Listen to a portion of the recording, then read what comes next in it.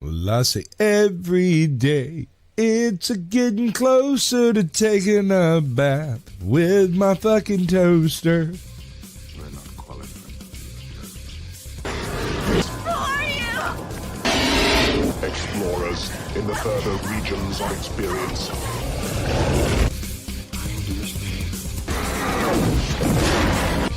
If you do not listen, Then the hell with you.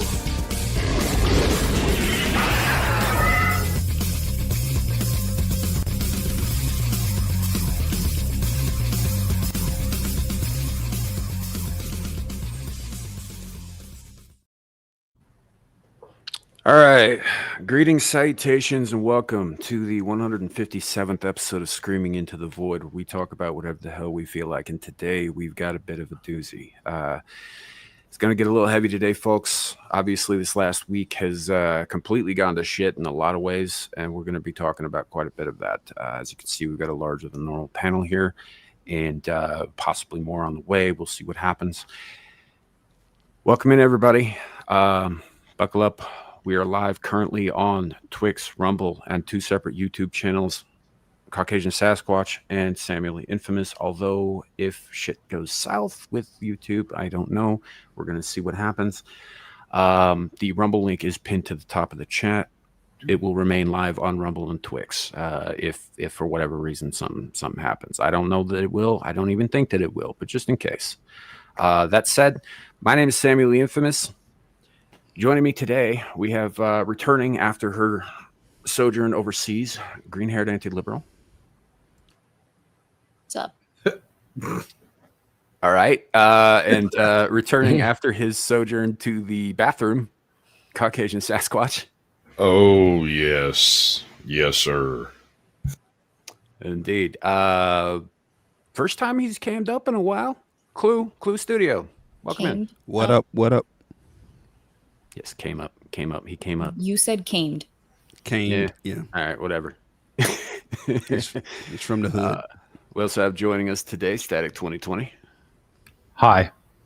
Howdy. And for the first time on a panel, y'all might recognize him from the chat, Zillage. Welcome in. Yo. Good to see y'all. Absolutely. Good to be here. Yo. And fresh from, I don't know, British hell. I think so. We have Abe. Burnt white. Yeah, I'm the foreign war correspondent here. Apparently, currently, you are. So get out there, Yep. film me some shit. I'm trying to get on the freaking news, bro. I'm sorry. Indeed. And like I said, there may be others joining us as we go along. We'll see what happens. Unfortunately, Shadu will not be able to make it because his employer thought he should work for a living. So that's what he's doing. Yeah, employers always wanting too much. Jealous. Right? I get that, Static. I do. But I'm also not jealous because I have a regular 9 to 5 that doesn't require me to work on the weekends. So I'll take one of those too. yes. Me too. Anybody trying to give that drizzle money? I mean, all it takes is a rich woman. Yeah. Work for you too, gal. Trust me. They're out there. Yeah, I just can't deal with the snatch. Let me tell you how you do it. Here's what you do. You get you some pumpkin spice latte. You get you some of them little pumpkin spice Keurigs, and you get a couple of those watermelon St. Ides, and you open your window and put a stick, tie a string to it, and you set it just inside your window and wait till they reach in to grab it and then pull the stick out. And then you've got them. Then you just got to get them inside. I don't want one. That's very There's a detailed, problem. Squatch. It's not a problem for me. I suppose this is how we're going to start out. Just kind of get it out of our systems a little bit. Let's be gross off the top, you know. Wouldn't be screaming into the void without a little ooh and I cringe. actually got yelled at by my mother the other day, not even for my vulgarity, which she's, grudgingly accepted as just a thing that's going to happen, but because Sasquatch, in her opinion, has gotten much more vulgar in recent weeks, and she's not happy about that. I would apologize. Unfortunately, I'm not that kind of creature. So, I don't know. It's good to laugh. It's good to laugh while we can, when we can. Laughter heals, laughter saves. It's a good thing, And in a world of a lot of darkness, right? Sometimes it's that little candlelight that pushes it back just enough. That's going to be my Confucius moment for the day, I think. Mm-hmm. I think your eyes are too big. Okay. Yeah. That's what I tell my Deal with kid it. when she gets too much on her plate. Yeah, that's what I meant. So I'm gonna greet the chat real quick, and then we will we'll get into it. We'll get into the topic. We've got Ardent Party first up. Just posted his first Substack article as well. So yeah, go check that out, folks. We've got Andy Pickle in chat. Good to see you, man. Good to see you. I do very much like to tech. We have Beak. Hello, Beak. Good to see you. And I'm not going to pull up anybody who's in chat, and that includes you, Zillage. So I've already greeted you, so we're good. I didn't forget this time. Wow. We have Old Blindy with us. Hello, good to see you, my man. Excuse me. What Zillage privilege, right? What say Lou? Right. Hey, make Larry's retarded. It takes a Zillage joke. I still don't understand what he means by that. Is that supposed to be a pun or something? Yeah, like it takes a village, it takes a Zillage. It's yeah. Oh, okay. Yeah, all right, gotcha. I mean, he's not renowned for his humor. He could be very funny sometimes. It's just sometimes he's very funny. He Only to doesn't himself. mean to, though. When he's funny, he's not trying to be funny. When he's trying to be funny, it's like, yeah, that's a joke. I get it. Oh, I do that too. I love him to death. I love him to death. Don't misunderstand what I'm saying. Right. Welcome in. What say Lou? We've got Gregory the cameraman, 1970 iTalk. Welcome in. That's a bit of a mouthful. John Denicola, good to see you, man. Good to see you. Scrolling down, I think. Joker voice. Welcome in, buddy. Good to see you. JV. Yo. Izzy Pop. Hi, Izzy. How's it doing? With Ryan from Legion Games. Hello. And yes, rest in peace, Charlie. Absolutely. I believe. Nope, I was wrong. American 101. Welcome in. Welcome in. So, all right. Elephant in the room. Charlie Kirk was assassinated earlier this week. Yep. And not to beat a dead horse or to continue to use a pun that I have heard all too frequently since, I do actually think that this is a turning point, not just for America, but for the world. I think things are going to change, and they're going to change rapidly and in ways unforeseen. Or is it a boiling point? Could be that. Could be that. I've been boiling for a fucking while. That could be you. That could be me. That could be any one of us that's had an opinion that someone else didn't like, and they decided to wait and ambush you. It could be any one of us. Yeah. Yeah. Well, and that's here's the thing. It always could have been. It always could have been. Yeah. Could have been any one of us, anybody on the street, anybody. I mean, this is the proof of it, though. I mean, for the past 15 years, they've been trying to paint the right as being the violent ones, the ones with the hate, and the left is the party of tolerance and acceptance and inclusion, but only if you're one of their selected minimalist groups. If you can check off all the little victimhood boxes, you get to join the club. And if you ever get off base and you say something that's out of your own head, a personal thought, you are now an enemy of the state and banished from the party line. Ask J.K. Rowling. Happened to her. She was the only queen of woke. with him on one thing. One thing. Yep. If it's 100 talking points, you agree with 99, you're worse than us to them. She still only disagrees with them on one thing. Yeah, she still toes all the rest of the lines. Like she's an idiot. Yep. Yeah. So This it's. checks I mean, out. Does she still hell, kowtow just. Sorry, what was that? Does she still kowtow to the left? Oh, she's still On everything else, on Twix, definitely on Twix. I don't understand that, man. She's like maybe the best example of what an actual turf is. of what they think a TERF is. Someone who's a feminist that just doesn't include the trans. Yeah, and for those who don't know, because not everybody is aware of the term, because it's pretty much exclusively used by psychotic lefties. TERF is an acronym for Trans Exclusionary Radical Feminist. These fucking names, man. Yeah, so I'm not You're on my attacking turf. anyone. I'm not attacking anyone here. I don't know exactly what this was in reply to. But it It's brings just up the Charlie Kirk thing. She's Democrat. that's no, that's fine. But how many people on the left have dissociated from their family because they support Trump? Oh, it doesn't take that much. Family members have done that. So this point is so confusing to me. Like the left leave their family when they disagree, but before we received the information we received this morning about this person's proclivities, even if just because he came from a MAGA family, I don't even know if that's been confirmed.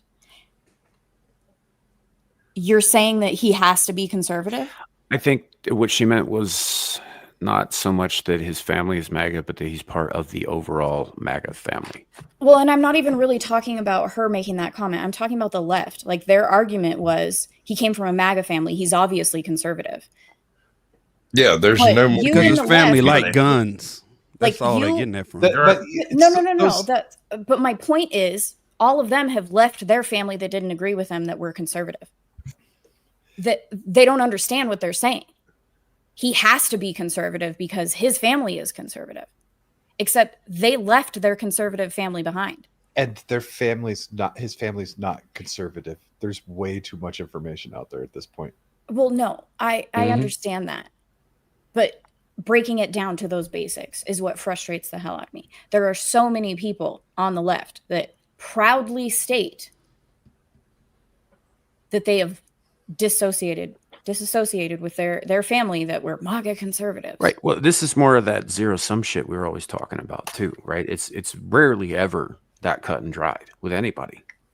Human beings are complex, you know. But then the shit comes out today. Who's his boyfriend? A trans, trying to be a trans woman. It's in the process of becoming a trans, something of the sort. I don't know. Yeah, he was transitioning. And it's awkward looking is what it is. I'd also like to get this out of the way real quick. I think that everybody's focusing on the wrong things, and I think this is part of why things are going to escalate. Is because immediately every time a tragedy happens in this country, at least for the last however many years or so, every single time it's immediately politicized. And now it's not just being politicized by politicians, right? You know, never let a good tragedy go to waste, but it's being politicized by everybody, right? Nobody's focusing on the fact that this asshole murdered somebody. I get what you're saying, but that's what's you have to frustrating. understand. Charlie Kirk was political. He was not in politics. He affected politics. He was a pundit. Sure, I get that. I'm just saying, strip it. If you want to, if we're talking strip it down to basics, let's strip it down to the barest basic that there is. A man was murdered by another man for thoughts and ideas. Yep. You know, I don't think it's true to say that nobody's focusing on that. People are focusing on that, but they're also focusing on the bigger picture things. The why? What do you mean, why? They needed to tie it to Trump. They needed to tie it to Trump, and this is all they got so far. Exactly. I said the. That's the best they came up with so far. Exactly. Yeah. Until they come up with something else, this is it. No, they got to do So anything they can. I mean, look, I get that, I do, but I also think that that some of the act that actually happened is being overshadowed by how it can be used going forward. You know, I mean, right now, even now, you know, Metatron, who's a YouTuber that I actually respect, right, is doing something that I wholly disagree with. I don't. You know, I absolutely do. I absolutely disagree with it because it's the same goddamn thing we were bitching about 2 years ago.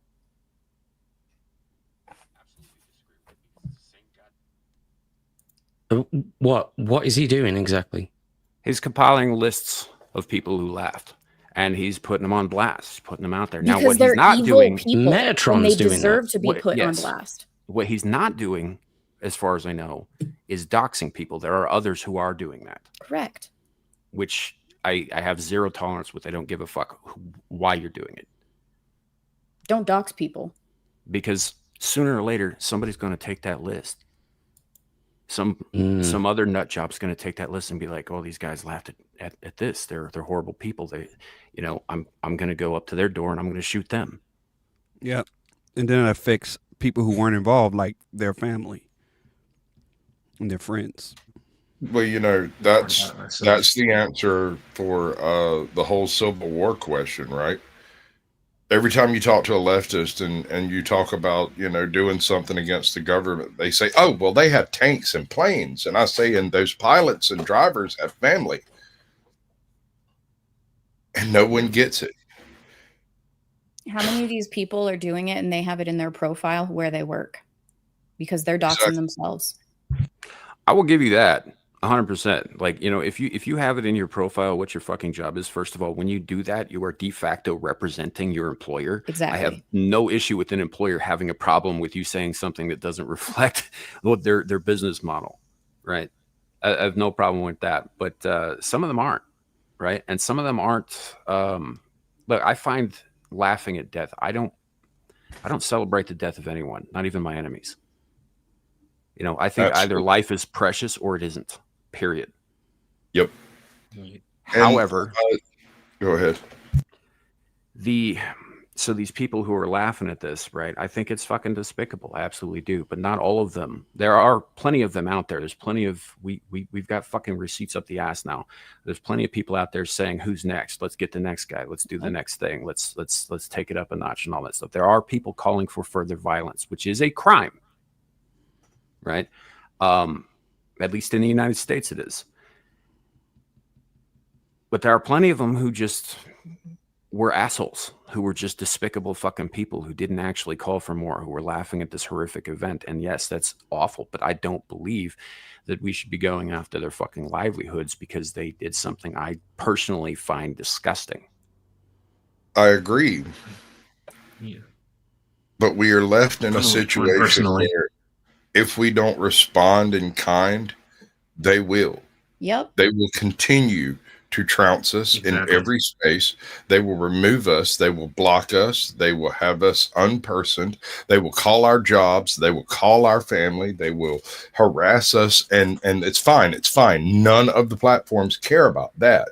The only way the conservatives seem to be able to get anything done is when things go viral, and then it's the job. It's always the job. That's the one weakness those people have.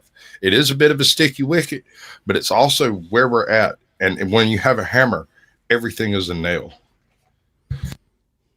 Sure. I don't know. I think they're. I would just ask, how many times can you turn the other cheek? Exactly. Look, exactly. I only see this doing one of two things, right? Either it ends up like Sasquatch just described, right? We just take it and take it and take it and take it and take it, and it never gets better and it only gets worse. Or it escalates and it gets much fucking worse. I don't see a way out. If any of you guys have a solution, I'd love to hear it because I can't see a way out. I can't see a way out where things actually get better for everybody. Well, I think that we pick up the torch and we continue talking to people, even these people that are leaving the left because of those evil ghouls that were laughing and dancing on his grave. We keep talking to those people because they still have Marxist communist beliefs. And we can't scare them away by asking for the jackbooted thugs to come in and start stomping. We can't do that. We can't ask the government to do it. But I think we, the people, are perfectly fine doing what we think is necessary, even if it gets our hands a little dirty. You also can't change their minds, though, either. No. This is a well-documented psychological phenomenon. That's not who I'm talking about, Abe. I am not talking about those people that were laughing and dancing on the graves. I am talking about the people that have made, I've been saving them because it is a positive sign for me to see people leaving the left, unplugging from the matrix, because of those absolute ghouls doing what they're doing. Those people still have some beliefs that they've been indoctrinated into, but they are at least leaving and waking up. So we need to be able to continue the conversation with those people to show them the way, like Charlie did for us. He was just having civil conversations with these people, and he was so good at it. We need to learn to be able to do that. And I get freaking pissed when I'm in these kinds of conversations. I need to take a step back when I'm feeling myself get so agitated at these things. But we can't lose what Charlie was doing. I have seen somewhat of an uptick of people who are left of center, certainly in American politics at least, where they've observed the extremes of, their own wing, so to speak. And they've said, this isn't my left. Yep. And they've started to disassociate in that regard. But for the people at the very extremes, I mean... So my other solution to that, like the Hassan Pikers of the world, investigate and charge them for calling for this type of violence, for the rhetoric that they've been spewing, and no one has done anything about it. They've just been letting it happen and letting it happen. Him talking about gutting people. He's broken the law many times, calling for the death of people, specific people, very specific. Yeah, he literally just said it. Yes. So that's where we can start. We can start getting rid of those people from society, especially because they have such a huge fucking following, like Destiny and Vosh and whatnot. Investigate these people. Vosh fucks horses. Yeah. So I think that's where the rule should apply. When it comes to people, go ahead, like prominent voices like him, I think that's where the rule should apply, where we should put them on the list. Do we have a shot? Be very extreme touch with like high power people. No, I'm sorry, I keep pausing because I'm trying to get my words together. It's all good. Yeah, but I think when it comes to that list, I think that it should apply to like people like in high positions like him or possibly Destiny. The ones that are always spouting and touting those words. I think those are the ones that we should definitely put on the list. All the small people, probably not so much. I actually don't have a problem with this Joker voice. I think most of Congress should be in chains. Yeah, that's what I was going to say. Do we have a shot at improving this media? Well, there was like this viral video that I can't remember the name of the law that the Obama-Biden admin got rid of, that basically allowed media to... Oh, Proposition 3 something. Yeah, I don't know what it was, but it got to Trump because he retweeted it or something. And that was her main point, is Obama and Biden got rid of this in like the first admin that they had, where the media is basically not held to account. Yeah.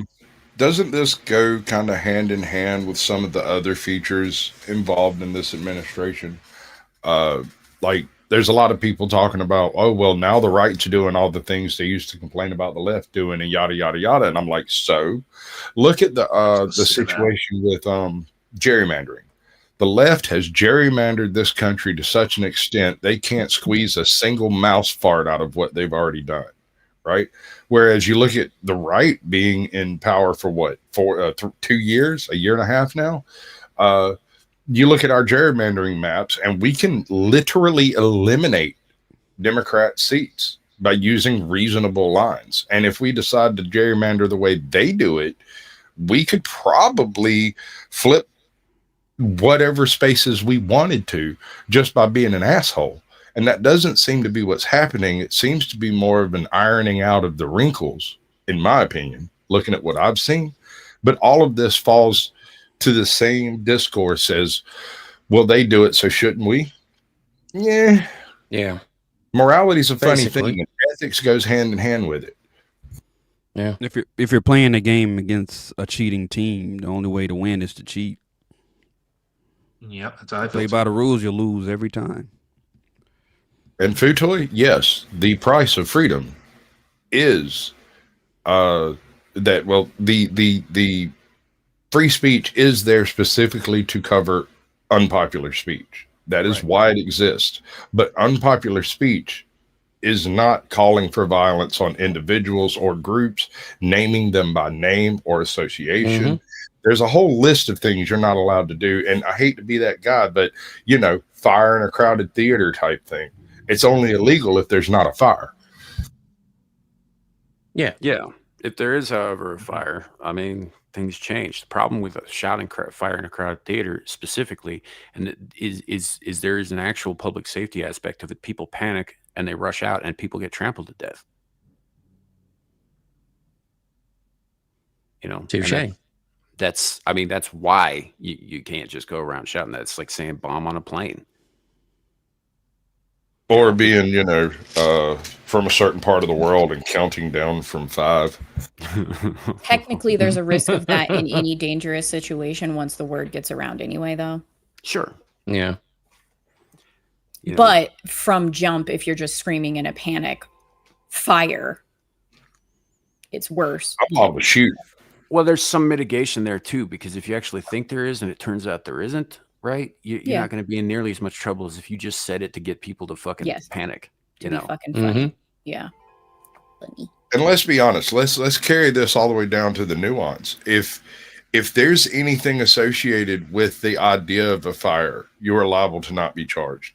So if somebody's got a fog machine and you didn't know about it, or you smell smoke in a place smoke's not supposed to be. Yeah. Yeah, turns out he was just having a stroke and it was burning toast. Right, exactly. I mean, I freaked out. Thank you, Fab Daddy. Thank you. Well, yeah, there's nobody there, obviously. I mean, like, if a tree falls in the forest and it hits a mime, does anybody care? That's that kind of question. So, yeah, that's not quite the question that people ask, but yes. Same principle. It's fine. But I think what you were saying earlier, Gal, about continuing to reach out, that's an interesting idea. I think there are all too many people who are not willing to do that now, but also because all the rhetoric I've seen online, all of it, both left and right, on the left, you got people calling for more murders. On the right, you got people saying, "Oh, we should kill them instead." And and again, these are fringe types, but they're out there, right?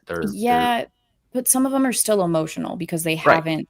Like, we just got the guy yesterday. We just got more information today. Right. Which on a Saturday, I found that very interesting. But we still have to give things time, because also just those people that are leaving, I would like to see how that affects things like the midterms. Right. Well, I think it's also a good idea generally on a personal level to when anytime anything big or life altering or traumatic happens, is to take a beat, process it before you make any decisions. Right. Yes. That's why I didn't do any hate streams on my channel. Dude, when people ask me if I want to like talk about a specific thing or if I want to like do a specific thing, sometimes I'll tell them, "Hey, can I sleep on it?" Yeah. Like, just because I find it's a lot easier to not get myself in trouble that way. But the reason that I bring that up is because an escalation in this kind of thing, the rhetoric that I'm seeing again from both sides. But what troubles me particularly is from the right. I get not wanting to be pushed around anymore, but it's the last goddamn thing Charlie Kirk would have wanted. Well, that's everything. Right. It's literally the antithesis to what he was doing. Yes. Okay, I'm assuming here everybody has watched at least some aspect of the videos involving the assassination. I have seen the unfortunate the video. I've seen it about 100 fucking times on the day, and it's burned into my memory. Have you seen the crowd footage of that day? Some of it. I haven't seen any of the crowd. Just seen the close up of it. Do me a favor. Go look up some of the crowd footage from that day and see if you can find for me a single Antifa member dressed in black bloc. Oh no, I hadn't seen anything like that. It's really hard to see what's not there. Why is it not there? The closest I saw to that was there was a bit of footage where somebody saw a shooter on a roof, or what appeared to be a shooter on a roof shortly before it happened. I guess I don't understand why you care if there was because there's no protest happening. Wait, what? Charlie Kirk went to, let me clear this up. Charlie Kirk, to my knowledge, in the past, 2 years, I don't think Charlie Kirk has done an appearance where at least some Antifa or Black Bloc people didn't show up and hold up signs and scream. But there was not a soul, not a single Black Bloc Antifa there, which is really weird to me, because that implies a network of knowledge taking place beforehand so that they didn't show up in the black on black stuff. Yeah. Think about it. If there had been 250 Antifa walking around there, or just a whole bunch of emo goth girls, would have been fine. Homeboy would have hopped off that building, walked 20 feet, and vanished into a crowd of Black Bloc. But that didn't happen. That didn't happen because they weren't there. They might have been there, but they weren't they were out of uniform.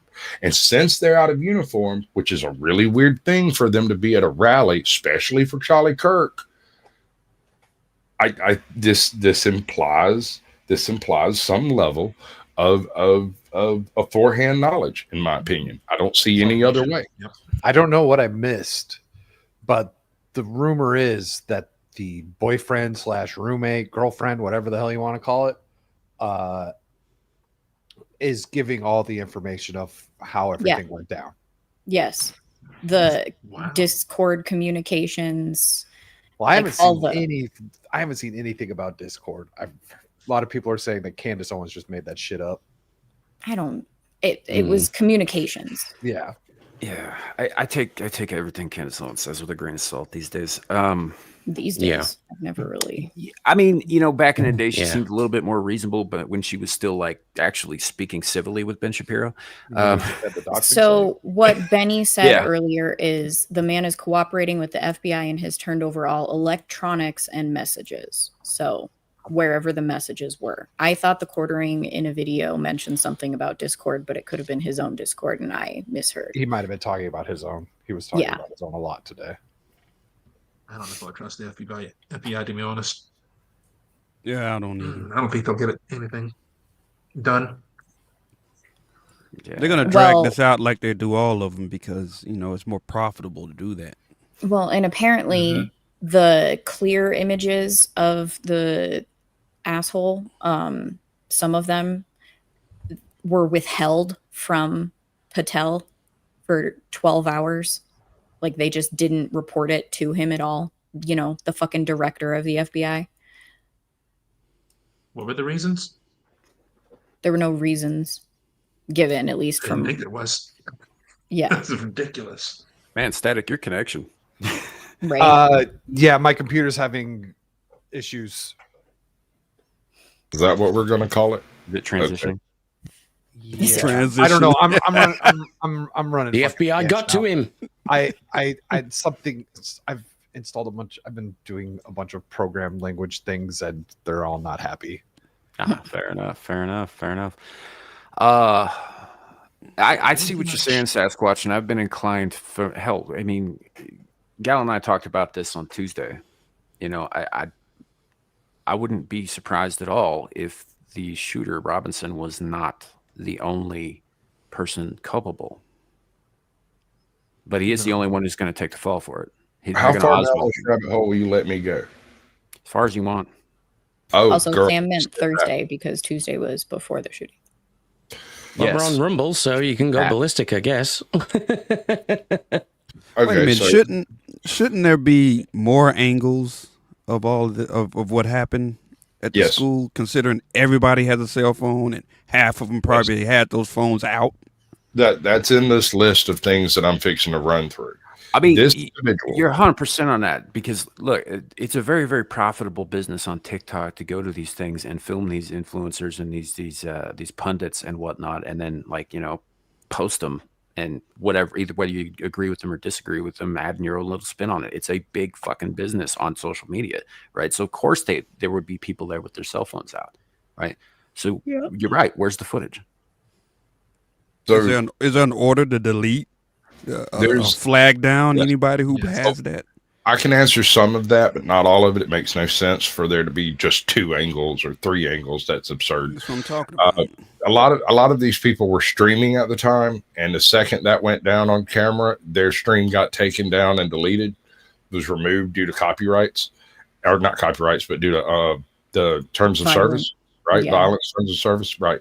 Bloodshed and whatnot. So a lot of that stuff just disappeared on the fly right then if they were live while they were doing it and not using a third-party streaming source, right? Which is what you're supposed to do. You're supposed to have a back anyway. Right. So this guy had no escape plan. You can say he did because he escaped, but that was mere incompetence by the officers on the ground. He had no escape plan. My man had nothing. Once the bullet flew, he was just as clueless as everyone else. And well, there were distractions for the police on the ground as well. Yes, like that old man. I heard about that. I'm not sure that was associated directly. All you would need is one hardcore leftist to see it happen and decide to go for it. Right. Because that's my exact thought. Like, I don't think it was a pre-coordinated thing. It was just they might have realized what happened, so they wanted to help the shooter get away. Okay. Just because that's their mindset. And that guy had no way of knowing that would happen. Yet he did not go into a window. He did not take the method that he took up onto the roof. He didn't go down the way he came up. He jumped down from a back corner of that roof. That's absurd. You don't do that. You don't throw a bag and a rifle on the ground and then jump down behind it. That's not an escape plan. That's a panic motivation. Well, supposedly, from a video I watched earlier, there's text message of him telling his boyfriend to go pick up the gun, though. So he planned that pathway. Well, after the bullet flew, maybe. Yeah. What I'm saying is, had the cops been on top of what they should have been security, rather. Had security been on top of what they should have been on top of, the very second he hit the ground, some of them should have approached the stage and the others should have either, which you did have that one guy screaming, "I did it, shoot me," yada, yada, yada. Mm-hmm. But that should not have been capable of taking everyone's attention. These people are supposed to be trained for situations like this. And you're telling me that every single security element in this entire school all ran to this one guy in the crowd, which admittedly it kind of makes sense, but there was more security there than obvious on the screen, right? I mean, the normal security is still functioning on campus when the additional security for Charlie Kirk and the rally show up. Well, honestly, let's talk about Trump. He had way more security because he would have to when he got shot. That was a failure of apples comparison. Yeah, but is the same. I see the same thing happening in both instances. Happen to be incompetent. Somebody saw somebody walking around looking suspicious, and nobody does anything. Hey, it seemed like it's all planned to me. Let's not forget about the slanted roofs. Yeah. The stupidest excuse I've ever heard. Well, there probably is a rabbit hole to go down here, especially in regards to Tyler Robinson. I think there probably is something more to it than just one lone dude who just wanted to take out a guy. I think that we will never know the full extent of that, though, because, 6 degrees of separation, they're going to buffer the shit out of that if it does in fact exist. Okay, let's look at it from the opposite side then. Let's see how true this possibly sounds. An individual completely unrelated to the shooting put together a plan, talked about it on social media, went to the rally, and then left. When he saw the guy get shot, he's like, "Oh shit, they're going to get my ass because I've been typing about this for the past 2 weeks or whatever." And he leaves, and it happens exactly the way you think. They show up, they question him. He's got all the evidence behind him because he was planning to do it, but was not the one that did it. How does that hold up? Yeah, I don't know. I don't know that it does. Like I said, I used the word deliberately before. I think he's being Oswalded. Mm-hmm. He may have in fact taken the shot, but I think in terms of culpability, in terms of paying the price, he's being Oswalded. I ain't saying he ain't responsible. I'm saying he might not be the only one.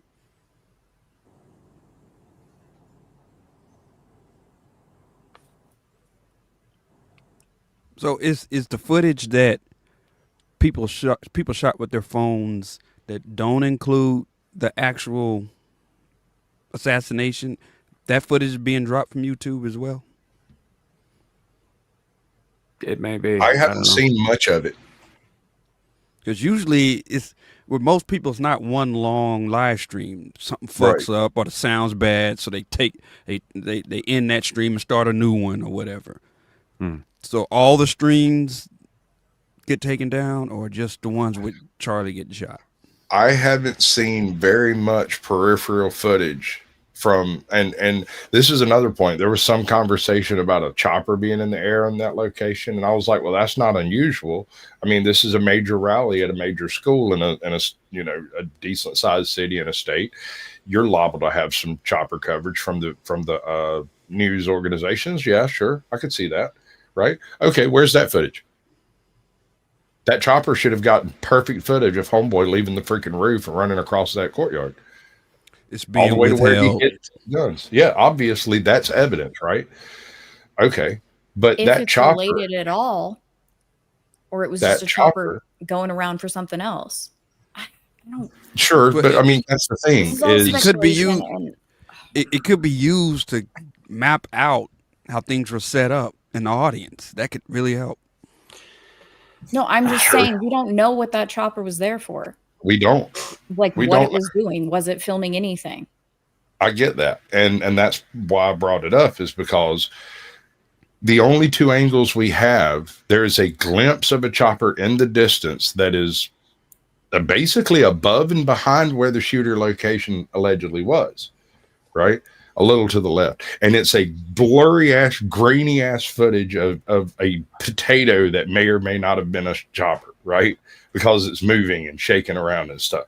I'm not saying it was, I'm not saying it wasn't. I'm saying if the news had a chopper in the air, that should be an easy thing to find out about.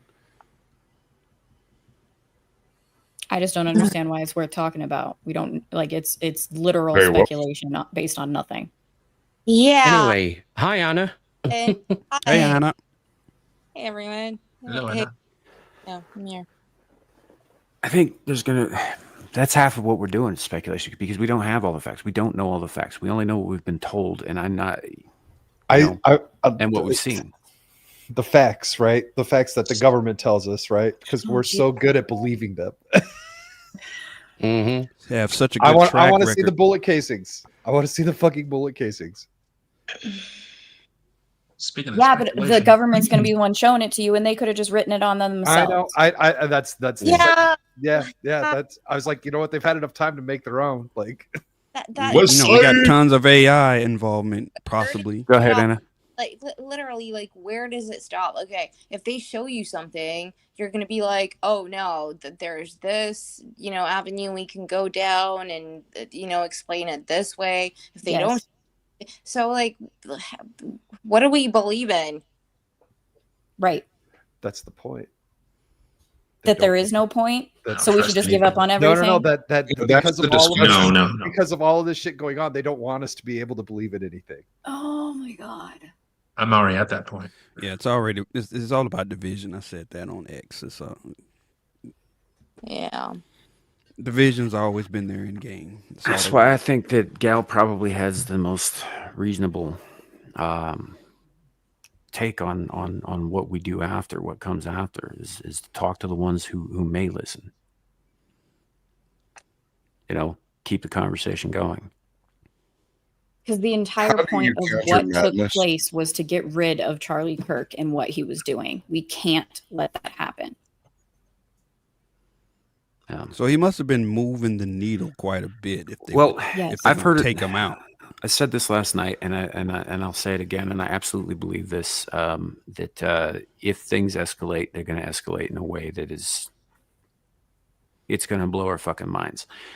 And the reason that I'm saying this is because I keep hearing people compare Charlie Kirk to like MLK, right? MLK Jr.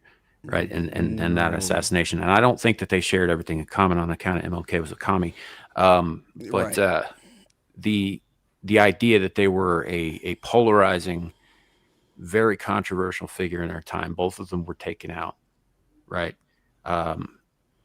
and I kind of get the comparisons there. Is it that Charlie Kirk was somebody like everybody knew him. He built himself a hell of a reputation, and he was one of the very few people. Here's the thing: people keep talking about him being far right. He wasn't fucking far right. He was center right, if that.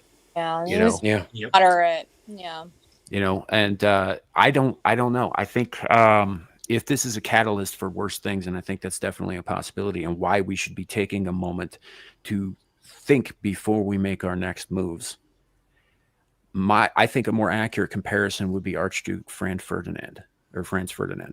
Yeah, and that was really dangerous to think of it that way, because that could ignite a whole the world. Actually, the world did change. Yes. That's what I'm saying. There was I a palpable change in the air this week when this happened. When we all heard that he died. When we heard he was shot before everybody knew what was going to happen. Right. There was something in the air, you can feel it on your skin and in your bones. Something changed. Yep. Yeah, there's even been demonstrations in Japan and Korea. I was just going to bring that up. In support of him. He a week before this, he was going. Wow. He did his speech because communism has been starting to take hold in South Korea, and that brought that back for them. It affected them, and then he gets fucking killed, and South Korea is affected by that. Did you see the image of Douglas MacArthur's memorial in Incheon? I didn't know. Yeah, I did. Nope. Yep. It's pretty profound. The memorial itself is a statue of him, but in South Korea, like when there's memorials or funerals, they bring their triangular shaped flower memorial references. I can't think of the word. I'm like an effigy thingy. Yeah. And they're all around it, encircling it, lined up in front of it. And one of the parts of his speech to them when he was there was talking about how his high school was named after Douglas MacArthur. And it's just they've been having vigils every night since in South Korea. And then what's happening in the UK, they've combined it as memorializing him with their own revolution. Problem with that, though, I do have a problem with that, because a figure like Tommy Robinson is very controversial. I don't agree with a lot of his takes, and I do not agree with the fact when somebody has a strong agenda to push for something, like politically, socially. Yes, great. But to take a tragedy and to make that into your poster shot, I did not like that. Seeing a whole bunch of people just with placards of Charlie Kirk going around there when most of them probably didn't even know who he was. So I mean, I'm obviously not from the UK, but I don't see an issue with it because of what he was doing and what he got killed for. It is a huge free speech issue, and one of the major things going on being protested from an outsider looking in the UK is the loss of free speech that has taken place there. Yeah. So I can see how that can be combined is all I'm saying. No, I completely, that I agree with that, but I think putting a face, using that as your kind of martyr, I don't know. To me, it feels a little bit weird because it's happened so fast. And this protest, I know it was planned months and months in advance, but to just, I don't know. I'm weird like that. You need to give some time, you don't need to everybody have his face out there. Yes, it's about free speech. But it's so much deeper than that, though. A lot of people are so uneducated and so prone, even on the righteous side, to jump into conclusions, and so don't know. That's why I've been saying we need to take a beat. We need to hold on for a minute and process this shit. If you grieve, if you need to grieve, put it into context. Can we reverse the field here and see what it looks like? What if Hassan had done a public event and some radical right-wing fruit job had done this? How far do you think he would have gotten? That dude who stood up and screamed he did it, do you reckon they would have just, put some handcuffs on him and marched him out, or would he have been ripped to shreds? He would have been torn to pieces. But the point is, like, I would say option two. The same thing I think would apply there as well, though. In terms of like what I'm saying, I think applies there as well. I think maybe take a minute, process it, grieve if you need to, put it in context. Don't react rashly, right? And I'd say that for everybody. I don't think Hassan should be assassinated. I don't think anybody should be assassinated. I think that only leads to bad fucking things, and we're about to find that out the hard way. I would completely agree with you on that note. What do you think about deplatforming Hassan? I think I think he's committed crimes on stream, and he should be taken to legal processes for that. Everybody here on the panel has had, yes, of course. Same. But everybody here on the panel has had over the stupidest shit, like claims and all this other bullshit on different media platforms. These motherfuckers stay on there for saying the most heinous things that nobody should be allowed to say, and yet they're on there. How is that normal? No, it's not. And monetized. Down. And Static, you asking that question, I had touched on that when you were having issues and weren't here. No. I'm just saying, like, it was something that I mentioned that Sam was talking about for like a solution is still talking to people, but the other part of my solution is what I mentioned in our group chat earlier is investigate and charge. If a crime has been committed, they should absolutely be taken down. But I mean, I don't see how you can stream from jail anyway. So whatever. Well, and that's what I mean by removing them from society, polite society. Yeah, I think Twitch should not be allowing Hassan to be on there, and I think Hassan should have to build his own. Yeah. No, I think Hassan should be investigated and charged. Sure. I agree with that too. Actually, I would go so far as to say I agree with Nuxanor on this, right? He should be denaturalized and kicked the fuck out. Oh, that's what Dermy's saying. Mm-hmm. I like the Coliseum idea. Dermy's saying that everyone who danced on Charlie Kirk's grave should be sent to Uganda. Well, that's different than what Hassan has done. It is. So, like, it's adjacent to what Dermy is saying. And, like, Dermy would agree that Hassan should be, kicked out and sent to Uganda, of course, in that sense. But his is way more extreme. Y'all remember there was a time when countries reserved the right to exile their own citizens if those citizens acted against the interest of that said country? Yeah. You realize we'd be missing a third of our population, like right out the top. True. That would be that empathetic left that made that not a thing, right? Yes. Mm-hmm. Yeah, so they couldn't be kicked out. The hidden commies. Yeah. Well, they're not even all that hidden anymore. No, they're not. McCarthy was right. He just pulled out. Yeah, McCarthy didn't go far enough. That's for sure. They're not commies at all. They're idiots. Jumping onto an idea they don't even understand. They're radicalists. Yeah. They're I would just send them to the places they're radical for. They're lemmings. So I have this last week. I have decided that it's all just mental illness. These people are completely disconnected from what reality actually is. Like I always kind of just rolled my eyes at it. I was like, okay, and I'd like poke fun at them and whatnot. No, these people are unhinged, and they've got problems. And I don't know if I always thought education was the cure. I don't know if there is a cure for some of these people past a certain age. Something's changed. Some of this is by essentially design. Like they're the pawns that the left has been creating and using. Psychotherapy, the drugs that have been put into these people. Baby. Yeah, absolutely. Thank you. The programming on screen, and they're being sacrificed at this point. And that's what I mean by design. Like they were created and their purpose, like people will back down a little bit on like in the Democrat Party itself and be like, oh, I have nothing to do with them, except they were the ones that fucking created it. That's just by design. And they're being 2020, we weren't racist enough, so racism had to be manufactured. Oh, I think that goes back to 2008. Further. Yeah.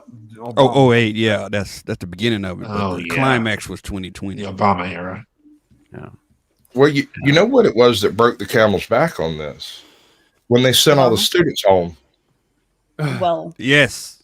When the parents got to see what the teachers were teaching and how they were teaching it. What wasn't so important as how? The fact that your math class involves 126 transition questions about trans people is odd. The praxis involved is exactly what brought this to a head. Yeah. Yeah. Composition class shouldn't necessarily have, required reading be the Communist Manifesto. Right. First of all, that's a badly composed book. Second of all, right? That's the other problem. It's not very well written. It has multiple tomes. Yeah, it's badly written. But at the end of the day, if you want to study that, go to university, finish school. School is not supposed to be about molding you into a political activist. Yeah, that's capital is even worse. That might be something that actually Europe and Asia have over the United States, because in this country, thank you very much, Rockefellers. That's expressly the purpose of public school is to mold you into a perfect little gray cog. Then also you have the kids for 2 years breathing in carbon dioxide through their mask. That's going to cause a mental problem. Right? So, yeah. Even if you discount that clue, it's 2 years of people in their formative years who are learning to communicate, who don't know how to read facial expressions. They need to see faces. Yes, I did a stream on that. They said that the girls got it the worst. The girls, like at middle school age, 12 to 14, got hit the worst. Because there's a big jump from grade 7 to grade 9. So before it started, you in grade 7, and then you're old enough to be in grade 9. You skip those years. That fucked them up terribly. Yeah. So, not that this has no. I was about to say that this is apples to oranges. It has nothing to do with the other things we've been talking about. But now that I said that out loud, that's retarded. It all has to do with everything else. Yeah. It's all connected. It's been a slow burn since we didn't get all of the commies out with McCarthy. Yeah. He should never have gone public. Just done it in secret. I hate to be that guy, man. I'm just saying, like, he did it. What it was like 2-3 years, and then it became a public thing. Well, and there was this big. Do what? They all went cockroach, didn't they? As soon as he went public, but before he went public, they were doing some very interesting work behind the veil. And then when everything got publicized and everybody knew they were looking for commies, the commies cockroached out and became socialists. So the turning point probably would have been about the time of the formation of the House Un-American Activities Commission then? That was a question. I don't know what you're talking about because I'm not a history buff, so my reaction. I was lost too.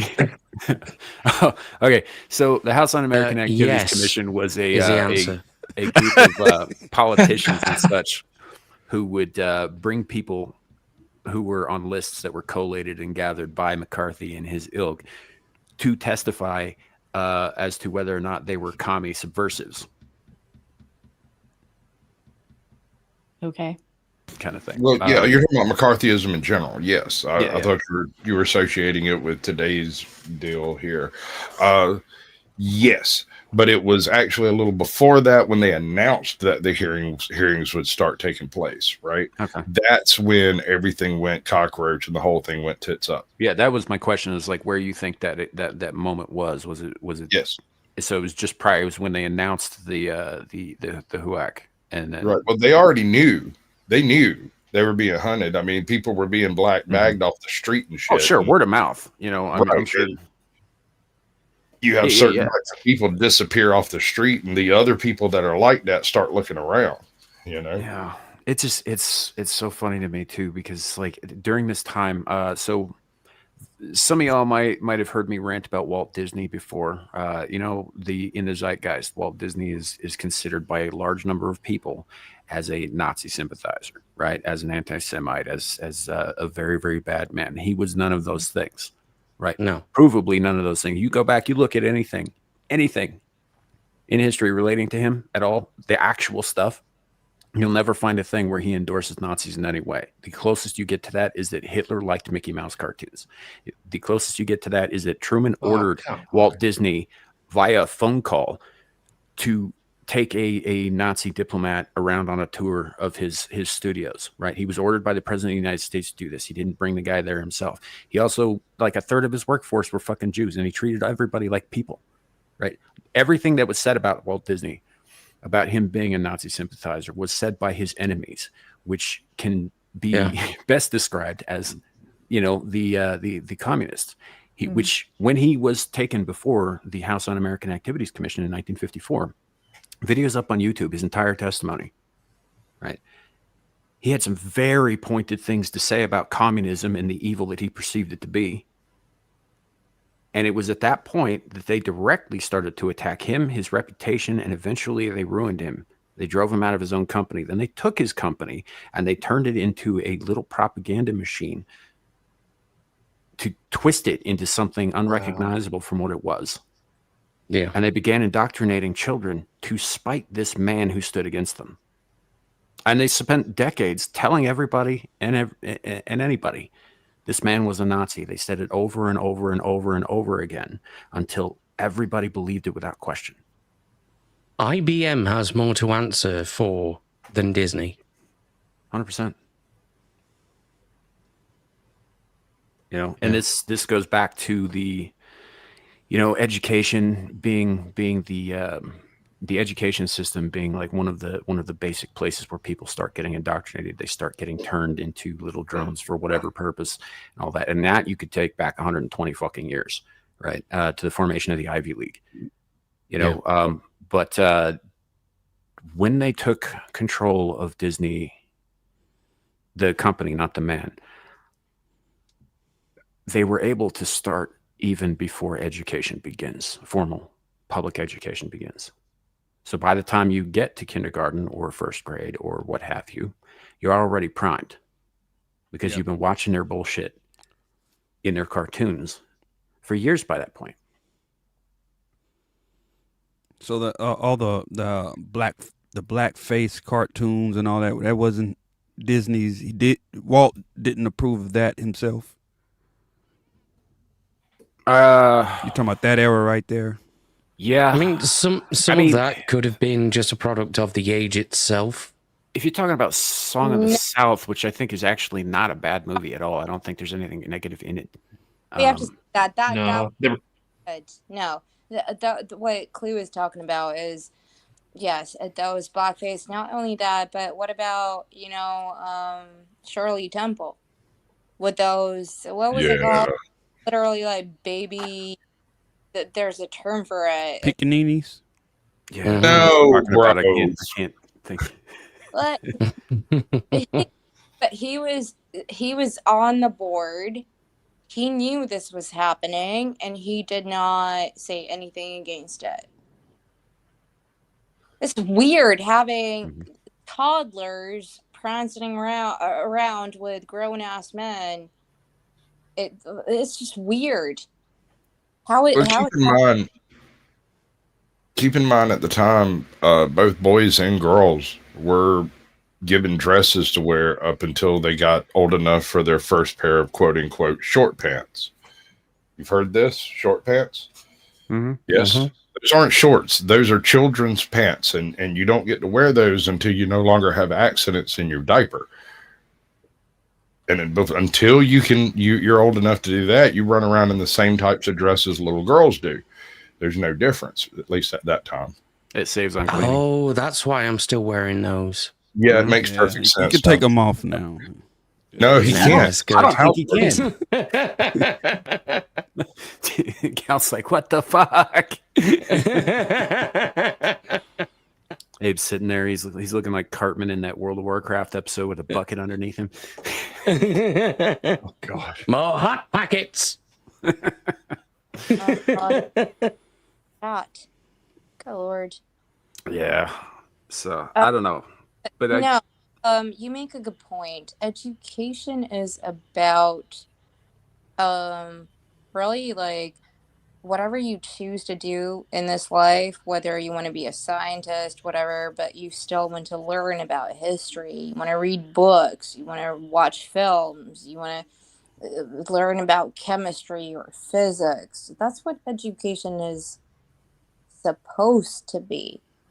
It's not about, hey, you're going to like PA class and you need to wear this shirt and it's going to have like a pride flag thing on it.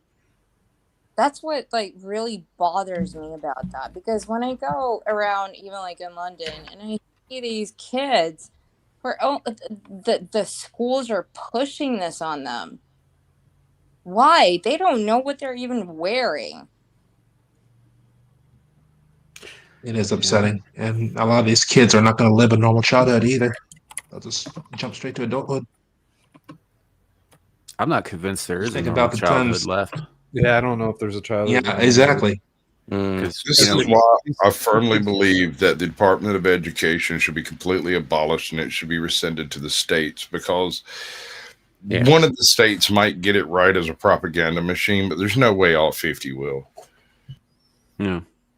I'd agree with that. I'd actually take it even further than that. I think education should be taken up by parents in their communities like it was back in the day. Yeah. Yeah. Well, that's the beauty of a country like the United States. You've got so many opportunities to do so many different experiments, see who gets what right and who gets what wrong, and learn from each other. Yeah, you would think that. Yeah. Well, the Department of Education doesn't allow that, though. Yeah. And that's the problem with the federal fucking government. Right. And they're passing Should be kids. privatized anyway. And they're afraid to fail kids too. Ridiculous. Yeah. So, Squatch, what is this in the... Oh, never mind. Yeah. Mike 23 says, I hope we are aware that Disney World, its own independent state of Florida, has been trying to challenge it for many years. The state of Florida stripped them of all of those rights and privileges 2 years ago, man. Yeah. Yeah, They don't have that status. DeSantis signed legislation that took it away. Yeah, it was kind of big The news Reedy at the time. Creek District. Yeah. Reedy Creek Improvement District. Yeah. You know, there should be a real good look around on Disney World to determine whether or not they ever built that nuclear reactor they discussed. Yeah. I know nothing of what you speak.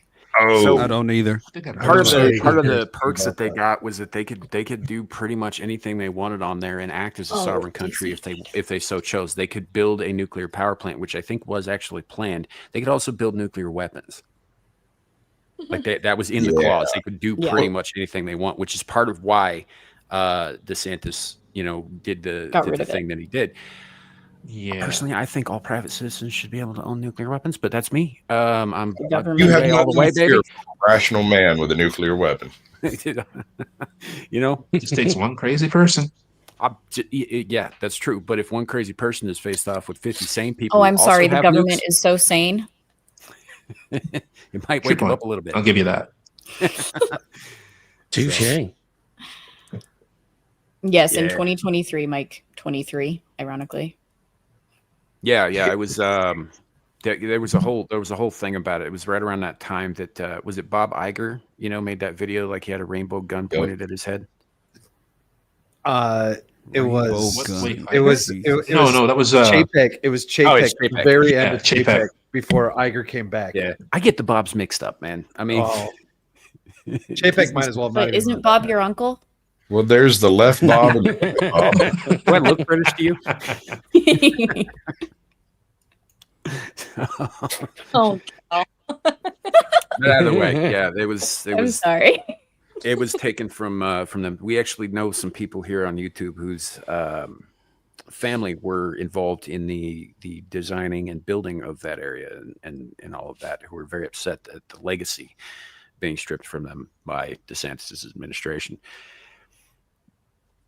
I don't really care that much, personally. I don't think that corporations should be acting as a sovereign government. Yeah. On are though, aren't they? Well, Pfizer is. That's only because our idiot politicians fucking decided to recognize corporate entities as people. Uh-huh. Yeah, we all kind of like do. That was the most retarded thing ever. But you know what though? Those corporations have something we'll never have, and that's the too big to fail. Yeah, but corporations, like, what do you mean? Like, corporations, because corporations are like the ones that give us, the electricity, the big oil and gas corporations. Then we have our,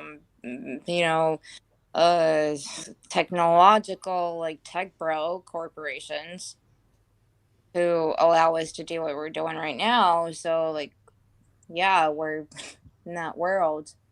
I'm not saying corporations shouldn't exist. I'm saying they shouldn't have the same rights as an individual human. No. That's my issue.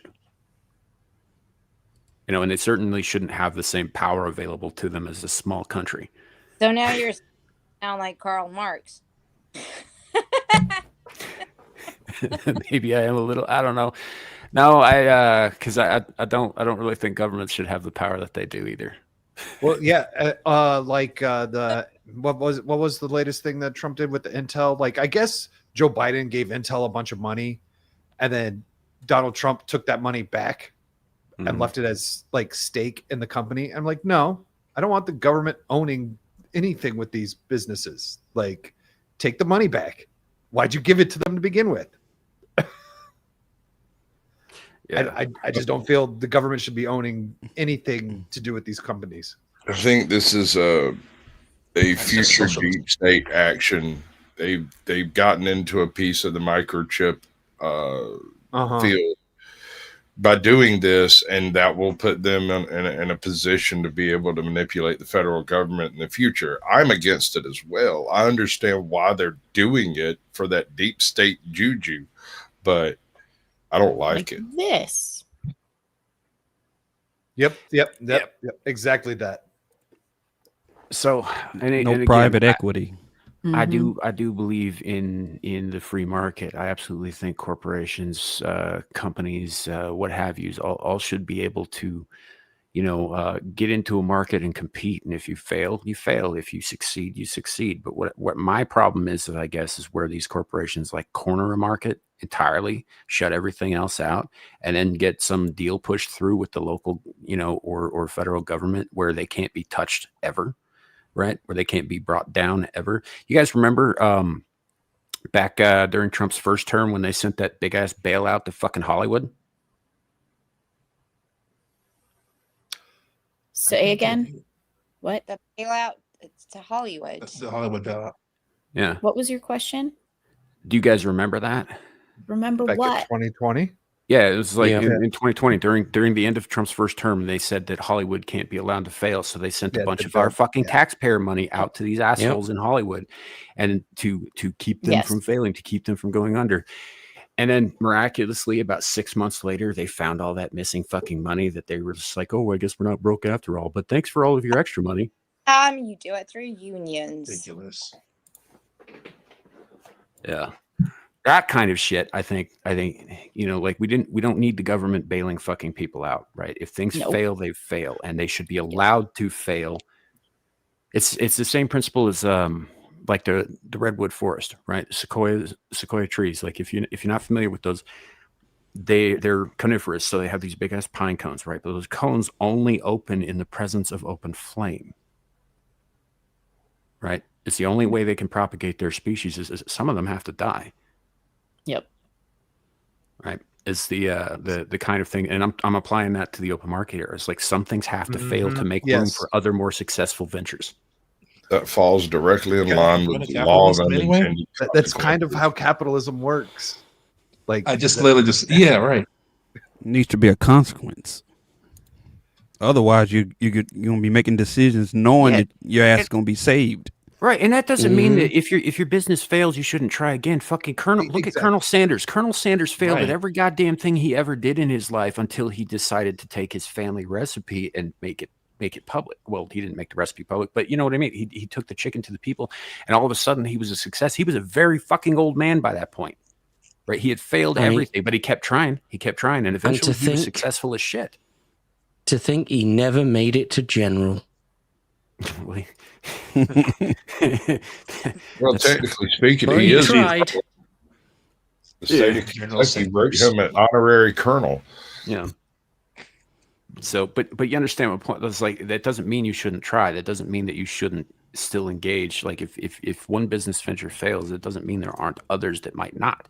Right. I think we need to be encouraging open market. I think we need to be encouraging that system. You know, because I think it'll take care of itself. It doesn't need regulation.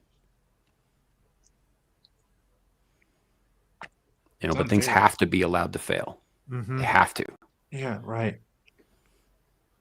So there's further analogy to the redwoods. When you don't allow fire to burn through a redwood forest, not only do you not get more redwoods because they don't open and they don't drop their seeds, but also you only end up with lodgepole pines because they don't require fire. You get millions and millions of a lesser type of tree. Fire allows the whatever area it's in, everything to grow back more beautiful. It takes out the trash and allows the good to come back. And when the ash mixes in with the soil, it actually kind of ups the nutrient content. Yep. Well, in the redwood environment, fire is one of the only sources of decent soil because it's largely surrounded by a bunch of other conifers and evergreens. You have needles and acidic surfaces. And so when the fire comes through, it neutralizes the acid. The very first rain leaches alkaline into the soil from the ash and the wood ash and whatnot, and you end up with poof, enriched earth.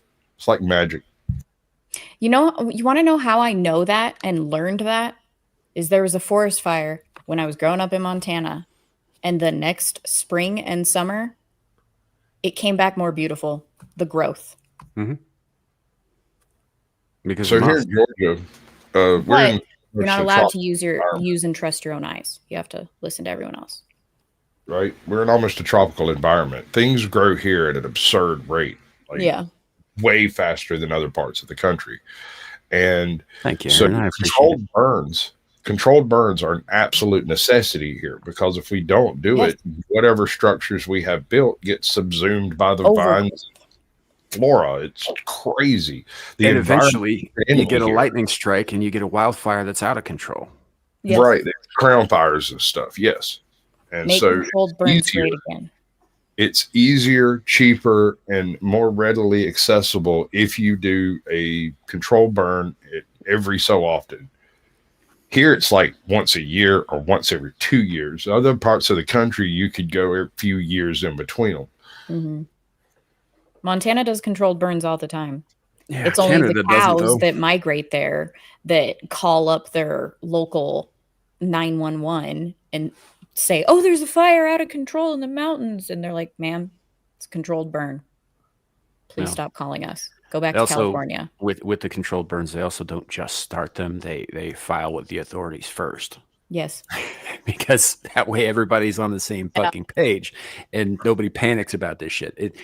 To kind of try and tie it back a little bit to the initial topic, right? This whole thing about sometimes a burn is necessary. Sometimes when you try to start one and you're an idiot about it, it ends up getting out of control. Like we saw with Canada. What was it, like a year and a half ago, something like that, where they basically half the United States was covered in smoke from Canadian wildfires that were started as controlled burns that got out of control. That was the Jasper one. That was last year. Was it? Okay. Yeah, it was. I mean, shit, dude. My whole area was covered in smoke, and I'm a state and a half away from Canada. You know? Yeah, it reached over here too. Yeah, you know, and Ohio. I think this kind of smacks a little bit of what happened with Charlie. Somebody was trying to start a fire, and it's getting out of control. In Utah? It looks like it could. That doesn't mean it's out of control. That's and fair. we're also perpetually on social media. Yes. What do we always say about that? Oh yeah, it's poison. Well, it's not even that. Like, it's a small percent of the population. Very small. We're seeing it all the time. Are you trying to tell me everyone isn't terminally online? I'm trying to tell you, there's a lot of people out there that don't know Charlie Kirk died, let alone who the fuck Charlie Kirk is. No, fair enough. Yeah, those are all fair points. But your next door neighbor might not even know who he is. Is that I stand true to what I said though about somebody is trying to start a fire. Yes. Right. I'm not trying to downplay. Yeah. That's that potential, but man, it's the whole thing is so fucking. It's just very like. Yeah. I'm gonna just go ahead and put this out there too. I'm not a fan of Charlie Kirk. I never have been. I don't have a problem with his mission. His mission was to open dialogue. I have a zero problem with that. I'm wholeheartedly on board with that. I do have a problem sometimes with his messaging. No, but Sam, I think that's one of the most beautiful things somebody can do is to be able to engage in debate and discourse. That is a very difficult skill that a lot of people today do not have. Right. As soon as you hear somebody saying something that you don't like, you just slam the door or walk away? No. Back in the day when we were growing up, we did not like something. What do? You talk about it. This is what philosophy is all about, from Socrates to Plato. It's about getting to the core of debating, having a discussion. And that is what he was doing. And that, I think, is what was important for me. Not his actual, view I agree. on topic or that topic, but the mission. That is beautiful. Something that needs to be done. And not I absolutely agree. Crowder was going out, on campus, and, good for him too, but going out there and sitting there and being a little bit more combative and antagonistic. No, this guy was going out there literally at his core. He wanted to have a debate. That's it. Yeah, I said, that's kind of where I was going with this too. It's like, look, I'm not a fan of Kirk. I personally, he's always come off a little bit smug to me, right? And that may just be the way I'm reading it. I'm not saying, whatever, but and I don't always agree with his messaging or the things that he says. Some things I absolutely agree with. My point is that I respected what he did because I think that the mission, the opening of the dialogue is important. I think conversation is better than debate, personally. But providing an alternative for those kids at those schools, right? 100%. I think what he was doing at large, what he was all about, was a very good thing, and I think we're all the poorer without him still doing it. I really do. I don't have to agree with everything he fucking says to respect him. But I think that. Sorry, Go ahead, Anna. Yeah, sorry, Abe. When I went to school, one thing that I was encouraged to do was to debate my teacher. Even if he's teaching me something about glaciers and geography, if I have a question, I was always encouraged to put my hand up and actually ask a question. But wait, how does that, critical thinking, being able to think for yourself, even if I'm wrong, to be able to engage with the audience and to make them think. That's what the core of it was. Yeah. Mm-hmm. I mean, I try to make it the core of what we do here. sometimes I fail miserably and it just devolves into dick and fart jokes. But yeah, sorry about that. But you keep inviting that's me Discord. back. Discourse too. But my point is like the discourse of it, the being willing to sit down and have conversations. I have people on here that disagreed with me if they wanted to come on. More. I mean, obviously we don't always all agree on everything either, but like, people you would see normally standing on the other side of the imaginary fence we all draw. That kind of thing. I think it's important to be able to communicate. I think without communication, we're just animals. Well, I was going to say that what Charlie Kirk did was the epitome of civilization itself. Sure. The second you fail to be civil to each other, you don't have one. You have to be able to talk. Well, and that's not just in politics, that's in personal relationships. It's in everything. Yeah. Exactly. Like once communication fails, it will inevitably take everything else with it. Yeah. Yes. Like a black hole. It's all gone. This is where we have to make a stand, because like when something like this happens, when they do something like this, when Charlie Kirk got assassinated, the idea was to put a damper on, a kibosh, or at the very least slow down that kind of discourse. We can't let that happen. We have to continue to have the conversations, because otherwise we're showing them that they can shut us up by taking one of us out. I was going to say, is this the end of the university pushback? Well, look, like you've heard probably repeatedly recently in recent years that words are violence. Yeah. Right. You've heard that idea. It's come out of the universities. It's absolutely stupid. Right. Words are not violence. They never have been. It's been posited recently, and I can't remember who I first saw say this, but it is an intriguing idea. And I think probably a correct one. The reason that they say that words are violence is so that they can use violence against words. Yep. Yes. Absolutely. Now. So it's justified to take them out because it's self-defense. Self-defense. We're defending ourselves. So I'm not against self-defense. I think everybody should guard themselves. They should guard their families. They should guard their loved ones and their livelihoods. Absolutely protect yourselves. Don't go out starting shit like that, though. Use your words. If they bring the violence to you, do what you need to do. Otherwise, let's just keep having the conversations. Sam and his poetry. Poetry? What the fuck are you talking about? Did you not just hear yourself rhyme? No, I didn't. Okay. Sam, you got bars. You're a poet and didn't know it, but your feet sure show it. They're low, fellows. He's actually about to go on a freestyle tour. He's been keeping on the down low, though, so, yeah. Ariel, if you can afford one, I guess, don't fucking set it off for no reason, though. No. But I guess all I really wanted to get across about that was just that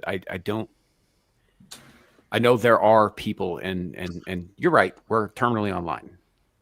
We see this shit constantly because our feeds are probably curated for that. The algorithms know what's going to, do the thing. The moment you like something, share it. Yeah.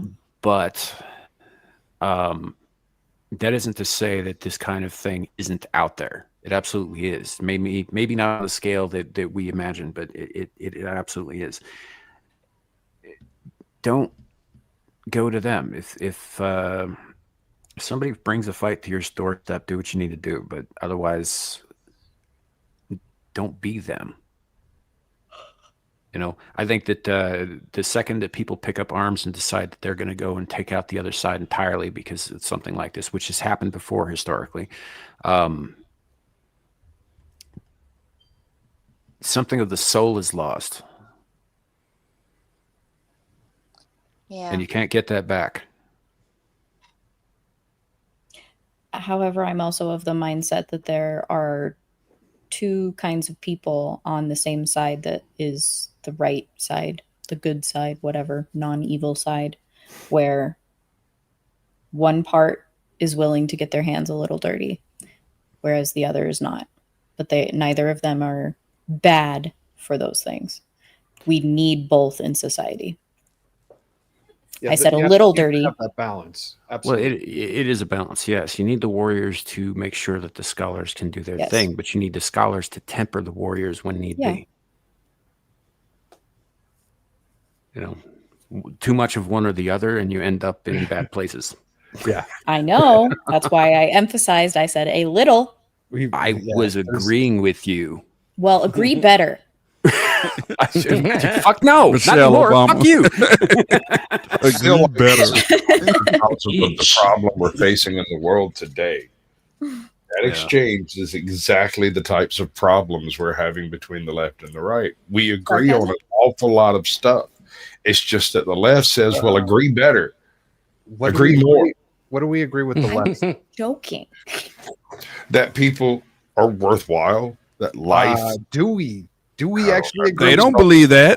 Shit. They don't believe that. I know, man. I tried real hard. Okay. They do. Grasping at straws over here. Give my brother a break. See, this is what is happening. But you don't know what I'm doing with my hand on this other side. I got an idea though. Don't make it dirty. We both agree that the internet should exist. That's all I got. Yeah. Well, yeah. I'm of two minds on that. I think on the one hand, the internet should exist because it allows this kind of thing that we're doing right here. But on the other hand, there are days when I think that, like Lucifer and his take on free will, the internet was a fucking mistake. I've got a hot take. The smartphone was a mistake. The internet was fine until the smartphone got here. I believe there should be two internets. Two totally distinct oppositional situations. One utterly controlled by the corporate bullshit of the universe, and the other one the wild, wild west. Right? What it used to be and what they want to make, and yet both of them exist simultaneously. Well, we should. Wouldn't that be a lovely thing to happen? Which never will. Yeah, I mean, you could go on Amazon without accidentally seeing a beheading. Yeah. How dare you? Yeah, wouldn't that be nice? Yeah, that would be good. Yeah. Y'all see the beheading recently in Texas? Yeah. Well, not see. Did you? I avoided any visual anything. It wasn't a about that visual after this week. I know, but I did see the story. But I avoided anything that might have led to I a saw visual the video because I've seen entirely too many fucking people bleed out this week. Yeah. I should have said, did you hear about? Because God, I we didn't haven't even even gotten to the other one. No, we haven't. I didn't hear about it. No. Yeah, there was an illegal immigrant that beheaded a hardworking legal immigrant because of a disagreement. And it got worse. He did it in front of the dude's wife and kid, and then he played kick the can with his head. Yes. Yep. I was getting there. Fuck. The guy worked for him. Crazy, the one that beheaded he beheaded his boss. Mm-hmm. And it was a disagreement over how like the laundry machine works or something. Yeah, that's a good reason to Perfect reason. This is what I'm talking about. Escalation. Case closed. No civilization whatsoever present in that place. I've got one guess as to why the media is not talking about it. And it has nothing to do with Charlie Kirk. It has to do with color. Yeah, right. He was an illegal immigrant. The new race. Illegal. Oh, it was also an illegal immigrant that Biden's administration let go. A couple times, I think. Of course, it's always that. Yep. Surprise, surprise. So yeah, no, I did see some of that and all that stuff. But since we were on the topic, we did bring it up, and this is why Zillage actually emailed me in the first place, and because he said he had some things to talk about this. Charlie Kirk's thing happened, and I think that probably pushed a lot of people over the edge because we were already all on edge. Yeah. As a result of the murder of Irina Zarutska, and there have been several others as well that I don't know by name since then around the country.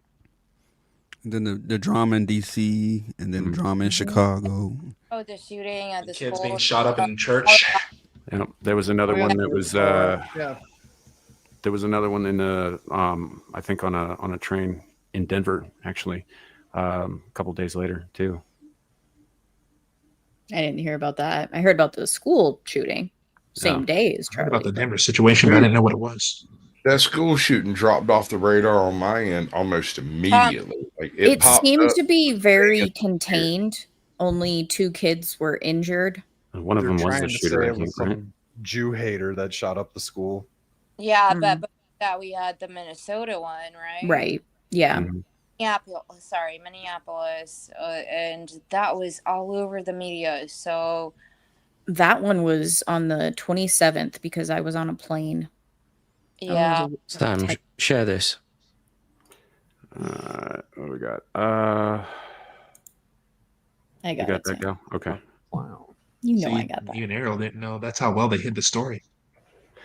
Well, it's a lot of things got buried and a lot of things got overshadowed by other things. Yep. You know, particularly this last weekend and week and all that. But I really hate how Twitter, like when you click out of messages, it opens your messages on the side. It tries to fucking nuts. It's a drop down though, so it's funny. Right. But it's still annoying. Share. Yeah, This is what that made me so angry. That is an interesting image. I can't make it. Is it bigger? Yeah, it's if you right click on it and open it in a new tab, you can zoom in. That's an interesting image. Thing I've been having an issue with about this particular moment in time that they keep showing, right? The him standing over her and she looking up in fear, is that is actually after the stabbing and she just hasn't realized that she's about to die. She's got about 10 seconds left to live. And this is horrific. Yeah. You know, because when I guarantee you, when she moved to that place in the big city, one of her older people told her, "You be careful, or somebody's going to stab you on the subway." You know what happened? No. Yeah. No. You don't reckon? No, nobody's gonna. All she did was turn her back. That's it. She didn't do anything. He would do the same thing I would do in London right now. That could have happened to me. Because it begs the discussion of situational awareness. Yeah, don't take your headphones in public transportation for one.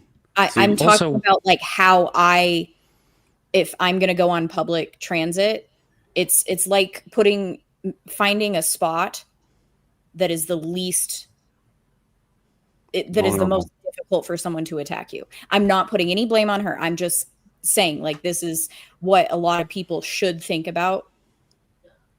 I don't blame her at all. Exactly. From what I understand, she was a refugee, right, from Ukraine. Yes, right. So she figured she was out of the shit. Yep. Right. She figured she was in America. She was safe. Right? I've been saying this for years. There too. There's another point here. Mental illness cannot be overlooked. We're so used to watching people walk around talking to their ear pods without anybody doing a thing. And when people are crazy and talking to their demons, you can't tell the difference. We used to cross the street to avoid these people, and now we don't.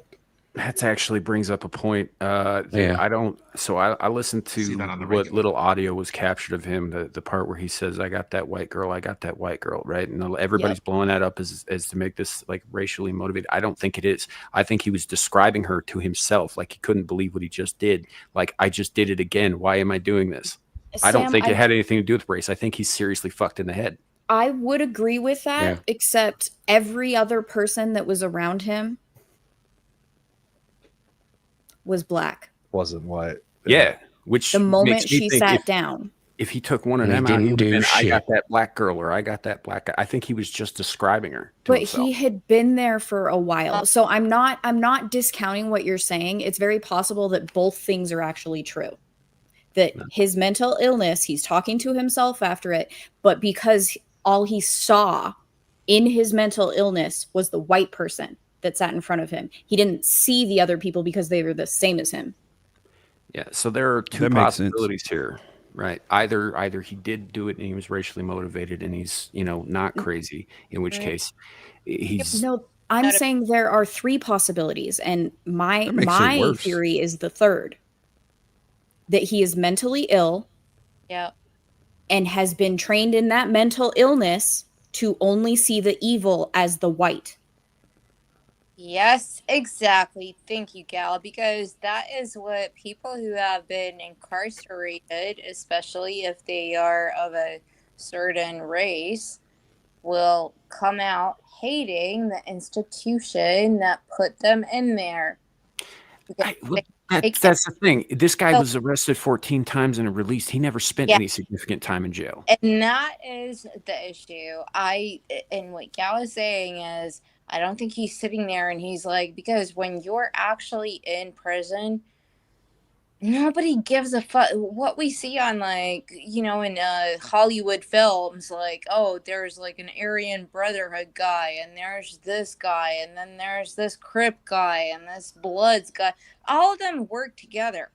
Nobody cares about what kind of, they do have these like little internal whatever fights, which cost people lives, but mostly everybody's only interested in commissary, getting your tickets when it comes to sports games, and no gay shit.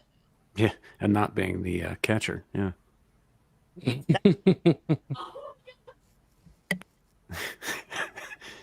Where did that laugh come from? That one in the background. I tried to mute. That's my brother's watching something in his room. Oh, okay. At least he's not yelling at a sports game, because that's the other side of that coin. I haven't been able to get a second source on this, but I've seen rumblings that the monster is in a hospital right now and was released. Of course it was. Are you kidding me? Well, that's the other thing. If he is crazy, right, where the fuck are they going to put him? They shut the asylums down 30 years ago. Bingo. Yep. Keep him in He's going right back on the street. All part of the plan. Asylums great again. It's going to repeat the same thing over again. Those are short-term, Gal. They're short-term stay. They can't keep you there indefinitely. Did you guys see what Liz Cronkin had on him? GoFundMe, didn't they? For this sick, absolutely. Who in their right mind, please tell me, again, on this panel, who in their right mind would go and set up a GoFundMe for somebody who went and murdered someone? Somebody on the left. So that was a lawyer looking to grift. No one, because whoever sets it up is not in their right mind. Yeah, there's that. Good attention to detail, guys. I think it's just like Gal said. It's probably by design at this point.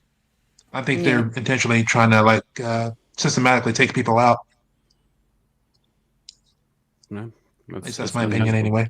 I mean, with the stuff about back in January, he called 911 because they wanted them to find the material that were put in him that was controlling him. Didn't he get arrested for tying up 911 because he kept calling him? I don't know if why he got arrested, but that's why he was calling. And then the day after after he's murdered that woman, his sister let out audio of him saying the same exact thing, like it's the material that's controlling his actions. You also have to take into consideration the normal people, quote unquote normal people, that are told every day, white bad, white bad, white bad. Let's make the characters black. Let's do this to the video game. Bad, bad, bad, white bad, white bad. Normal people would get some ideas that maybe it's okay to do something to this person because they're white, but it'd be bad if I did it to that person because they're of color. That's kind of what happened to Charlie Kirk, right? Fascist bad. Yeah, he's a white straight Christian man. So what? Same as killing an ant, right? I haven't told anybody exactly. That I actually talked to somebody who grew up in a very black environment, and he literally said to me, "I'm race." He's in prison. He said, "I'm racist towards white people." we're all racist in the ghetto towards white people because we see you different. So I'm not going to talk to you the way I would talk to like a black bitch or whatever. And I'm like, okay. And this is through like my journalistic work.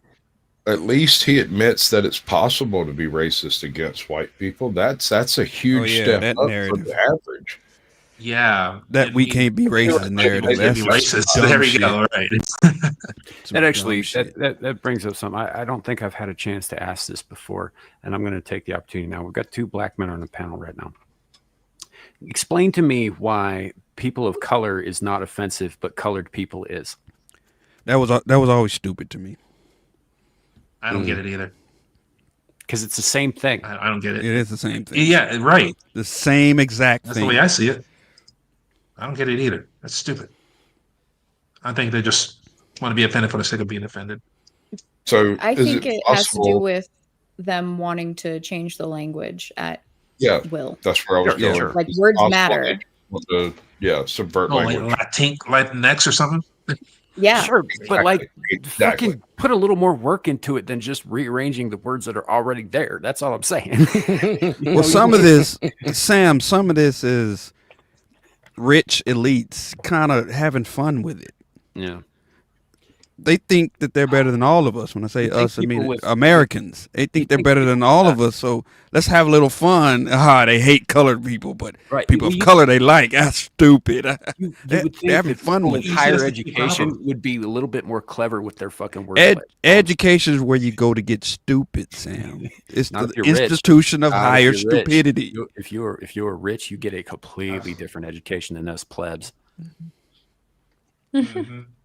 They ain't like us, buddy. I would make the argument that if you're a part of the elite, you get an education, but if you're not, you get indoctrination. Yeah, that's fair. You know, that's pretty good. That's true. If you're not in, you're not in. That actually brings me to something I did want to bring up before, but I was a different. The core ideals of socialism is if you actually really are good at something, should you not deserve to go to university because you're smart? If you're, I'm sorry, I love that word, retarded. I'm gonna say retard. Yeah, if you're you can't go and put together a rocket. Sorry, you're not gonna get into university. I don't. But DEI, Anna. Anna.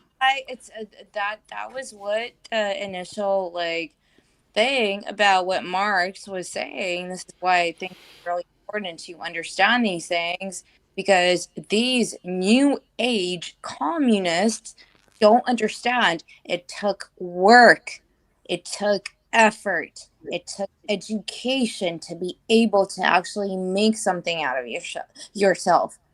It's not just you just went in just because you're different. They're like hijacking the ideology and making it into something else. I don't support communism. I think it failed. I think it's horrible ideology. Nobody should sub to it. It works for some countries. For some, it doesn't. But the core of it when it started was if you can actually do something, if you can make a product, if you can be a human being in society that is valued, not just sitting on your ass and being like, yeah, give me, because I'm such a socialist like these days. No. You know, I think they're just emulating their hero Marx, who, also made his living on the backs of other people. Because he was a lazy piece of shit who didn't want to fucking do anything, which I believe his own father called him. Sorry, yeah. His ideals weren't even his own. Yeah. Stood on the shoulders of other people. That's all they're trying to do: stand on the shoulders of other people and reap the benefits of other people's work.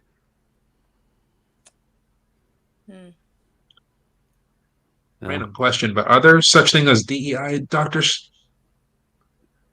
See, the very fact that you asked that question makes me you think about that. Think about what you just said, right? Now you don't. There's a doubt in your mind. So if you go to a hospital, you don't fucking know, right? You can't be sure. You can't be sure that they're even sure. Right? Did I get hired because I was the best for the job, that I'm qualified, or did I get hired because I was the right color? Or you took dick and that's scary. Yeah.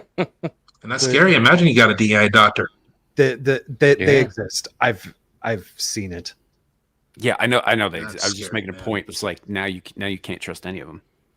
I have a friend who spends a lot of time in the hospital right now, and she has valley fever, and her most recent stay, along with other things, but her most recent stay, this doctor that she had never seen before said that she was there because of cavities, and that was not the case, because the infectious disease doctor got back to her later that week after they sent her home saying she needed to get her ass back in there because the valley fever is in her head.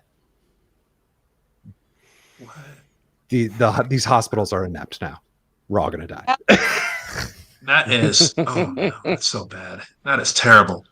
Well, take a look at the European Union and the UK and how their medical systems have been subverted. The entire. Exactly. Thank you. I'm surprised you didn't say anything, but I waited patiently. I'm sensing a segue. I was walking down the street carrying really heavy, like, you know, aid from Waitrose, right? And then, like, I felt something in my foot, on my right foot, and my, like, blood vessel literally burst. Which to me immediately, because I come from you know, like, the Russians are really into their healthcare, I was like blood clot or something, because I could not feel my foot. And then I go call you know, whatever, EMS, take me to the hospital, and then it took like 7 hours to get seen. And then they put me down, and they said, "Are you sure you didn't get hit on your foot by your cat's paw?" And I'm like, What? Like, well, I have a funny story with that one too. How what Do you have a panther? I have like Transformers and shit, but well, Anna, did you say to him, "Bitch, you crazy"? No, but not a junior doctor from wherever the fuck, I don't know, like from Ghana, or again, you know, and I'm like, you're so like cat. Yeah, okay. We live in England. We don't really have lions hitting us with their paws to the point. Right. I'm just saying it would take a significant force to burst a blood vessel in your foot. You walk on those things. Yes, it would. Yeah. I mean, it's more likely bad shoes. You need a podiatrist. You know, just take some Panadol. Just take some Panadol, which is like equivalent, I guess, paracetamol. You're gonna be okay. What? Yeah, that doesn't make any sense. I mean, look, to be fair, I know you're a small woman, but you're not so small that a house cat is going to be able to do that to you. I mean, I guess it's better that you're not in Canada, as old Blindy is reminding us. You could be French Canadian. That would be horrible. I mean, well, just in general, yes, but when the maid service comes in.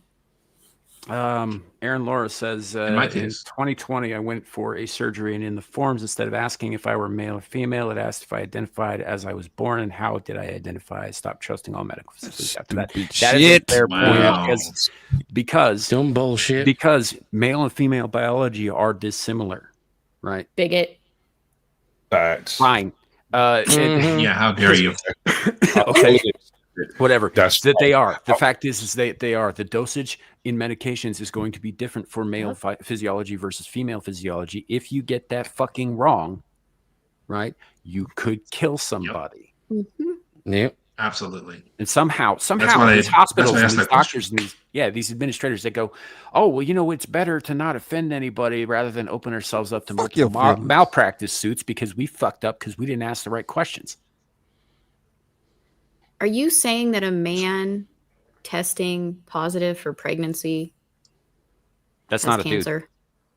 It's not a dude. It's not a dude. Did you listen to what I just said? Yeah, a man testing positive for pregnancy. Yes. And then I said has cancer. Yes, that's true. She is accurate. I mean, maybe a parasite. Are you saying the tumor's his ass baby? No, that's just the Joker. That's a different tumor. Oh, I'm glad JV's not in the chat anymore. He's really salty when you bring that fucking particular comic up.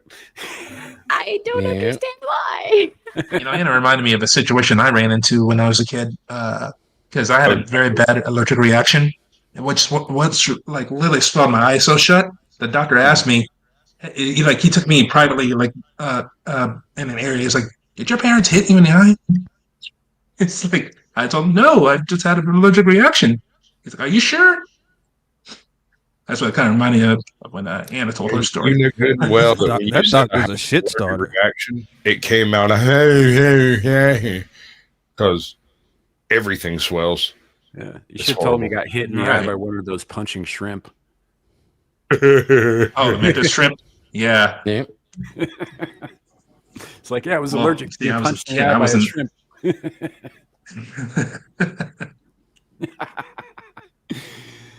Oh man, that's the problem. There's so many problems with where we are now versus where we were. I mean, there was a time when we at least had the illusion that we could trust our medical professionals, right? Fact is there are good doctors out there. There are people who really want to help people. They do exist, but you can't take them at their word anymore. Because there's a bunch of other ones said some real stupid shit and did some real stupid shit. Well, and now we find out that half of them think that it's a great thing that Charlie Kirk died. Yeah. Well, dude, not even that. There were reports of hospitals in various blue cities just a couple years ago where if you were a Trump supporter or whatever, they would either deny you care, or there were a handful of people who were actively fucking killing patients. Yeah, imagine your anesthesiologist thinks you're a fucking fascist. Come on, guys. Because you want lower taxes or no taxes at all. There is no war in Boston, say. Correct. Hi, Shadow. That was the most dejected High Shadow I've ever heard. I know. High Shadow. Oh shit! No one likes me. Anna just had a sex change. I'm sorry. What? Huh? Yeah, and a shadow now. Her voice dropped about 3 octaves. And... He said Anna just had a sex change, guys. Yeah. I don't know if she'll kill me or Abe for that. Probably both. She's gonna take you out to the woods. That's what she's gonna do. Yeah. I don't want to go there. I don't want to go there. That's where the black goat of many young live. Doesn't matter. The woods are fun. Anybody Anna takes to the woods doesn't come back. Yes, I know, because that's where the freaking black goat with many young live. I think you're. He's calling her a witch. I think he's adding on to the lore. Because the lore is that she takes them out and buries them and then leaves them there. Yeah. I'm referencing a Lovecraft monster. Yeah, I know you're talking about Shub Niggurath. Yeah, I know who you're talking about. What you say?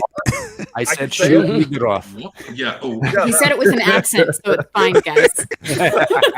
Yeah, that one. I'm not going to risk saying it, but that one. Yes, that one's waiting for you. Shit, Sasquatch, I forgot I was on your channel too. Sorry about that. That's it, bro.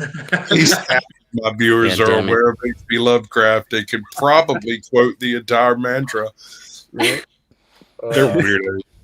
They're savages. Love those guys. Correction. A goat of color. Not a colored goat. Not a black goat. It's a goat. Let's touch on this for a moment, just because I think it's Is it an African American goat? No, it's not. Maybe. No, from somewhere else. Inner city goat. Urban goat. Asian American goat. South Central goat. Outside of Chicago goat. Anywho, that brings up this concept that like somehow Shub can be like controlled. That's not the case at all. I should point out to you on the scale of power, right? Cthulhu is barely is just beyond our comprehension. Shub is beyond his. Did I say Anna was controlling it? No, I just said it lived there. It doesn't live there though. It lives in the outer world.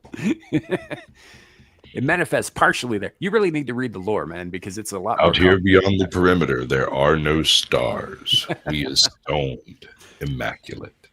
I mean, I could just read Conan books, and that's basically the same thing, right?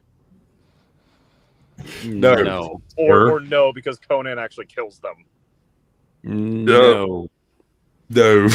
You've been wrong all day. You only been here for 3 minutes. Yes, because I hate, literally, I'm like, oh, hey, this is a week I can actually show up. This is going to be great. I get a text from my boss, so-and-so is sick, you got to come in. And I said, oh, no, I'm going to miss the stream. He said, I don't care, noob. Yeah. You told him you're going to miss the stream? Because he's my boss, but he's also my buddy. Know what I'm saying? It's not a good situation. What could go wrong there? What could possibly go wrong? Yeah, Clue gets it. He opened his mouth once to his boss, didn't you? They're hanging out after Ain't work got one no night, boss. They pop a couple of cold ones. Next thing you know, they're giving each other handies and looking at These each other. topics are related. Brokeback Mountain situation. Shit's going south real quick. Absolutely not. I mean, Going south. Well, he hadn't fulfilled his obligation to Amira yet, so yeah. Oh, it's because he's been getting his handies off with his boss there. Yeah. He ain't got We're not laughing at you. We're laughing with you, Shadu. That's because that shit's funny. I'm supposed to be saying that because he's trying to be nice. That absolutely 100%. Yeah. No, the reason why I haven't been the reason why I haven't been doing what Amira wants me to is because women are fucking crazy. Women have always been crazy. Get off the internet. Get off the internet. Only internet women are crazy except for Gal. I got a bit of advice for you, Shadu. I call fucking cap. I call mega cap on that. Even the ones I meet in real life are fucking try and say that again in English. No Zoomers. Yeah, he's using Gen Z shit. I think we're not going to the library, bro. Yeah, this is not Nepal. You're not going to win this fight. Yes, I will. Oh no! If they can beat English, the Gurkhas. Sorry. In English, what were you saying, child? I was basically saying, even in real life, pretty much the vast majority of women in my age range are wild. Like, not wild, because that sounds like a fun time. They say white. Like, crazy. Crazy. No, crazy. Yeah, I get you. Whether it be on a college campus, they're socialist compromised. And then when they're not on a college campus, they're just fucking dumb. Like, normie dumb. Not women are dumb, but normies are dumb. I have a suggestion a lot for you. of normies are women. I got normie women. Oh my! Always been crazy. You just are in a position to see more of it out in the open now. That's no different than it's ever been. It's a fucking sack up and take a risk. My mom told me that women were the perfect beings one week out of the month. And legally just perfect being 1 week out of the month. 1 week out of the month, or except 1 week out of the month? No, 1 week out of the month, they are the perfect being, in that they are the perfect balance of emotional and intellectual. But during the rest of the time, they're in some weird transitory state or completely off kilter during that whole thing I'm not supposed to reference that happens. Shark Week? Yes, Shark Week. So that 1 week out of the month, she's not talking about Shark Week. Legit. Because I'm like, they're not even remotely close. The implication is there's a cycle there. And at some point, every woman comes across a period where they are balanced in their emotional versus intellectual capacity, and that the rest of the time it just basically throws white noise into the equation. Notice Gal's disassociation for women when she talks about them, and she uses the word they and not we. I was the first one to ever mention that. Like, I notice myself doing those things, and I can't stop. It's just part of who I am. I do the same for blacks. It's not these women. Do the same thing. Shadu, you're my translator. Disassociate myself too. What did D-Day just say? Let me check. Pose are too Just crazy. check the millennial handbook. 304's too wild for me to rizz up. They, either he's saying they're too crazy for me to rizz their asses up for real, or they are assholes and too crazy for me to. You have to translate Riz too. They get. Riz is charisma. So to utilize Riz is charisma. Gab is reference to ass. For real is for real, like legit. Cap is lie. So he's either saying they are too crazy for me. Dude, I've lost 5 viewers on this. To talk to them. Gen Z, and I got it. Okay. Look. No cap. We are, ladies and gentlemen, we are witnessing the death of English in real time. Right. Okay. I mean, No, we're halfway to I'm using gonna the hieroglyphs right now. Hey, don't forget, we got rid of the cursive, so what? That's next. Yeah. Sam, this is not going to be the death of English because English was already a malformed Frankenstein's monster to begin with. It was never alive. It was a bastard language. Here's the thing: our English, the English of my people and my forebears, was near perfect. The Indians was near perfect.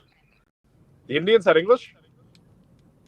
Stop it. Get some help. First of all, you racist piece of shit. Secondly, most of my ancestors are white, so kiss my ass. I'm pretty sure he just said how white my man. sort of white butthole. How?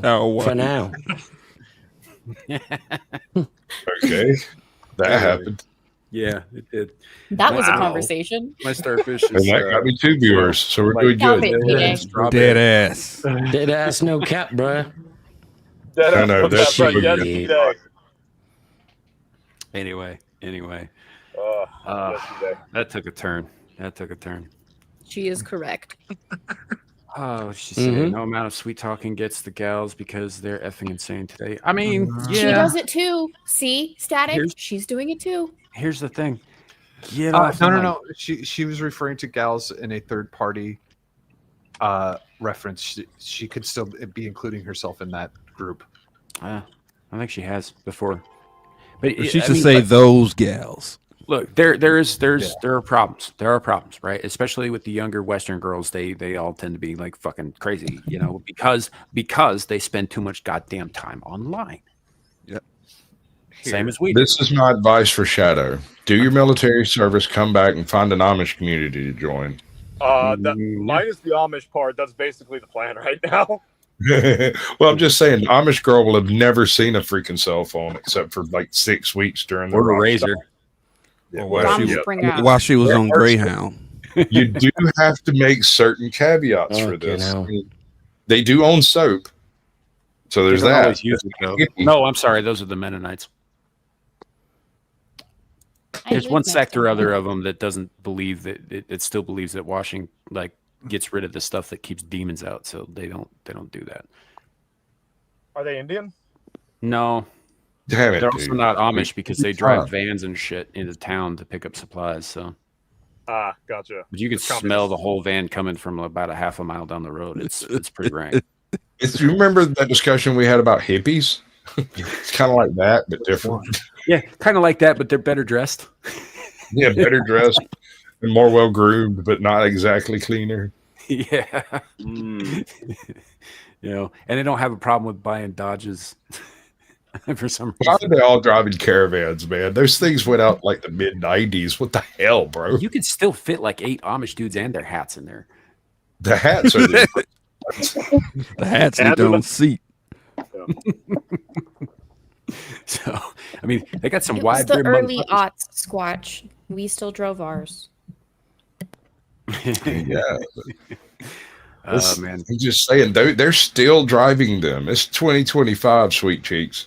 Right. Come on, man. Like, all right, so I'm driving a 2002 right now, but still.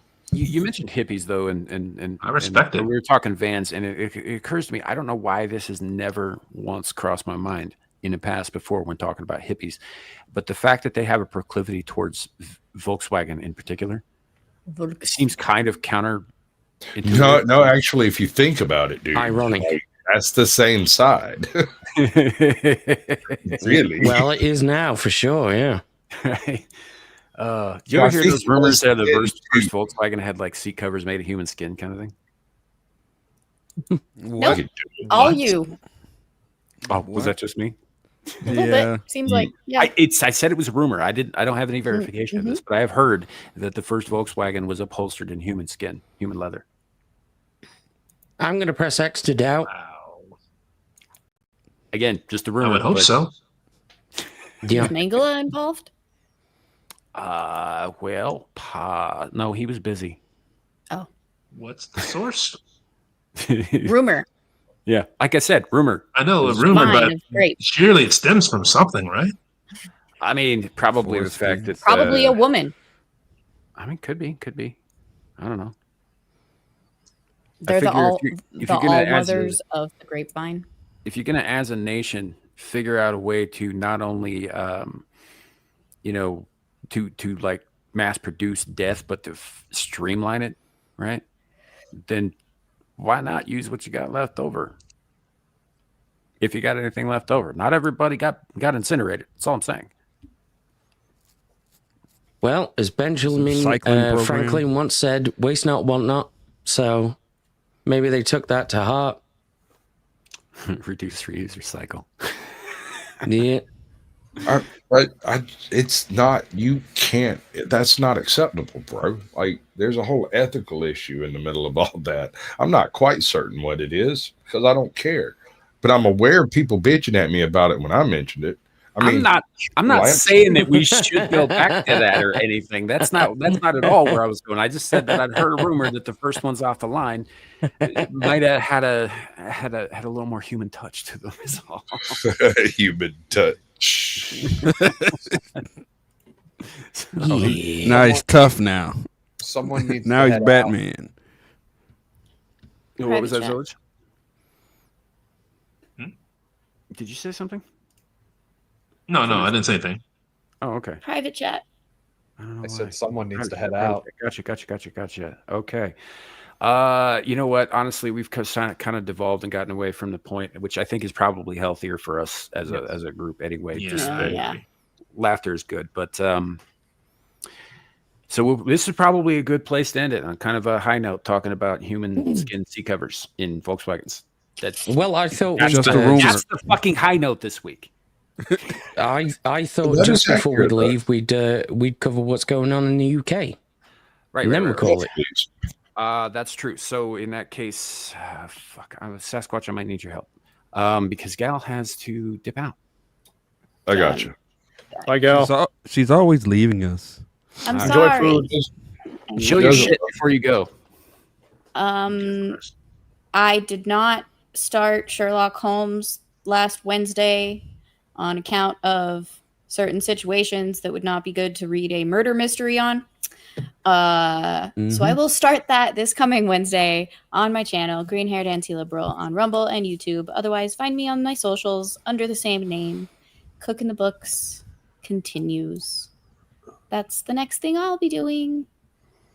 All right. Thanks for coming. Thanks for guys. Have a good night, everybody. Bye. See ya. Oh my God, why are there so many buttons to click? Click more buttons. Because it's just retarded. Just click the one. I don't know what it's a big red one at the bottom of the fucking screen. I don't know what she's. It's because they moved it. There are only 2 red buttons on the whole thing, and one of them says end stream. So as long as she didn't click that one and she hit the other one, we're good. You also just close her damn browser or the tab. I just closed the window. All right. Yeah. Oh man. Yeah. So Gabe, you want to, or I don't know, why the fuck did I say Gabe? Abe. Sorry about that. I am apologizing for fucking your name up. Fucking hell. Because I'm not devil and I won't keep this joke running for weeks on end. Mm-hmm. This joke. Abe. Yeah. So today has been the largest march and protest in British history. 3 million people descended on London in support of freedom of speech and to wave our flag in the face of a government that fucking despises its own people. Play the video. The government said you had free speech. Play the videos. He says play the videos. Like I've got it like all queued up and everything. I don't fucking have it all queued up. Buttons. It's queued up over here on my end. You got it? Like, all right. Do the thing. Like, I did the thing. There I said thank you. Wow. Oh, that's a lot of movement. Yeah, that's the image I saw. This is the aerial view of the march. God, they bearing in mind, look like ants from here. Yeah, this strip going through London is miles long, and this clip is almost 2.5 minutes long. Your people are pissed. Oh, we're fucking pissed beyond belief, mate. I'm telling you, the silent majority is moving and the world will tremble. Yeah.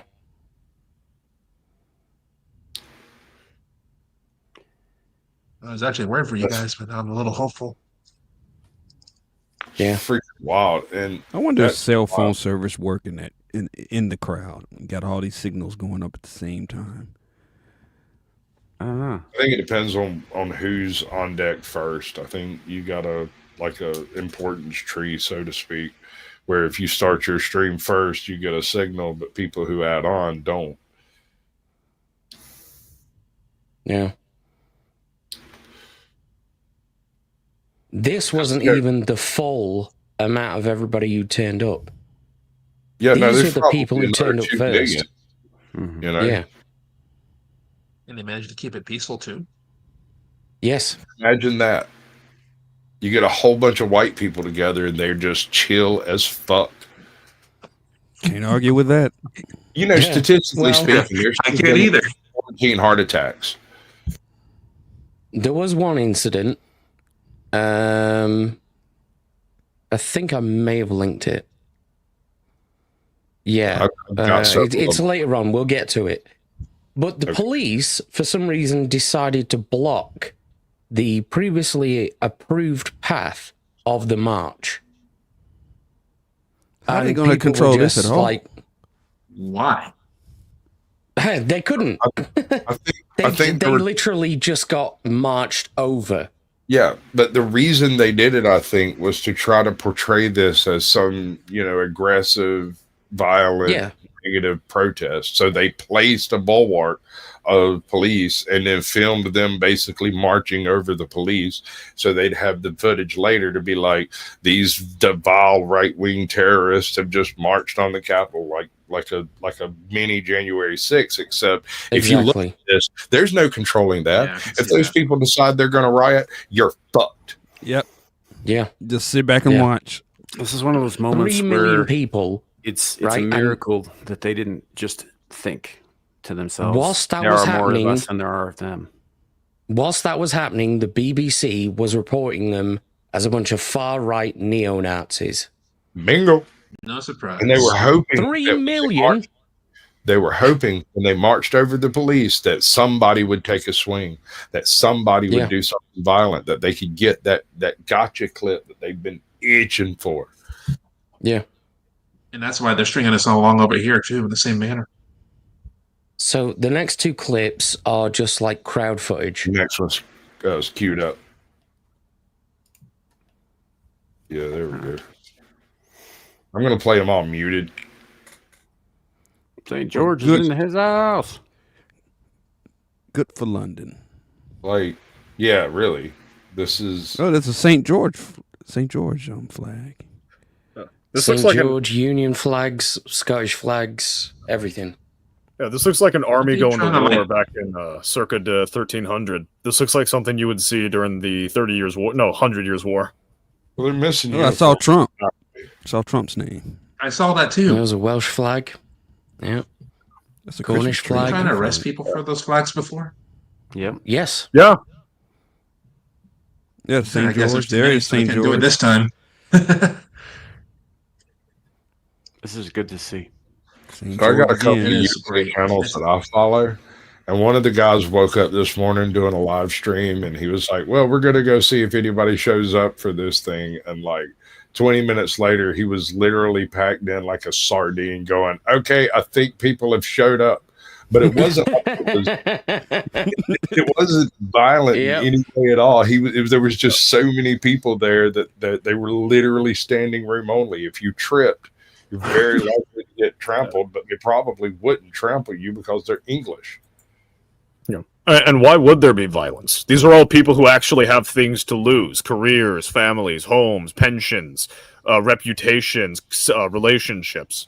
They're not going to, unless they actually actively are standing to lose that by some kind of aggressor, they're not going to do anything unless that's actually directly threatened. like violent revolution historically has never been the British way. I mean, it's never really been. Oh, sorry. We have killed one monarch, and then they were replaced by a Lord Protector, and then the Lord Protector was replaced by another monarch. That's because it turned out that the Lord Protector was even more tyrannical than the monarch. But yeah, like sure. Actual violent revolution isn't really something we generally go for. And we're going to try and avoid that as much as possible. Well, violent revolution is something I wish we could practice that here. Yeah. Can well, we violent compare revolutions this is something to most a people protest of equal size in the U.S.? I mean, you got to think. We're talking how many million people? Last time, 3 million. Last 3 time we million. had this many people in one fucking place, wasn't that the Million Man March back in the 90s? I think so, yeah. Yeah, 90, probably 94, 95. This is 3 times 3 million. bigger. Yeah. This was 3 million out of 68 million people. So that's what, like, I know that 5%. Well, Wait, you no. probably 10. about 5%. Yeah, You realize that, yeah. right? Realize I mean, what? you're- Yeah, that's about exactly about 5%. Yeah, Yeah, I'm damn good. Yeah. yeah. But to The Abe's point biggest about protest the we've British, ever had. yeah, to Abe's point about the British not being the violent type, it's a sad truth that in most examples of the freedom against the oppressive tyranny, 90% of the time, the vast majority of people in that society just kind of sit down and watch. It's only ever about 1%, 2% fighting 1%, 2%, and it's usually elite nobles who want a better lot fighting elite nobles who are unable to mobilize enough force to resist them going forward. Yeah. Even the example, I'm assuming at least, I'm not as versed in English history as I really should be, but I imagine even the example Abe is giving of the replacing the king with the Lord Protector and then the Lord Protector with the king, my guess would be that was mostly the dukes and the aldermen and the lords of the boroughs and stuff acting, and any common person that was involved would have been a soldier who was following his lord, not a revolutionary fighting for a cause. So that would be at least. Our democracy traditionally has always been by consent, right? The second a government overreaches, someone's going to get fucked up. Well, that's actually true of all government. All government is only happens by consent of the people. Now, if the people consent to allow the government to take it to a place where the people can't take it back, that's certainly a thing too. But all government happens by consent of the people. The difference is, though, and it's what makes the United Kingdom kind of unique in this regard, is that it's basically via a gentleman's agreement, not through constitutional arrangement. Yeah. So we Charlie Kirk. We put it all, we codified all of it because we know how we are. Well, because the founders recognized the sad truth that you can't allow populist governance without that kind of guardrails. Because even though Abe is raising, that's what I just said. Yeah. We know how we are. Yeah. Well, it's not that we know how we are. It's more of the English. Even when the you're trying to complicate a simple idea. No, I'm not. Because even in the days of like when the crown was losing its power, you still had the moral arbiter of the king to kind of reign in parliament to an extent. There was always the big brother kind of trying to guide the English people and the British people down a correct path.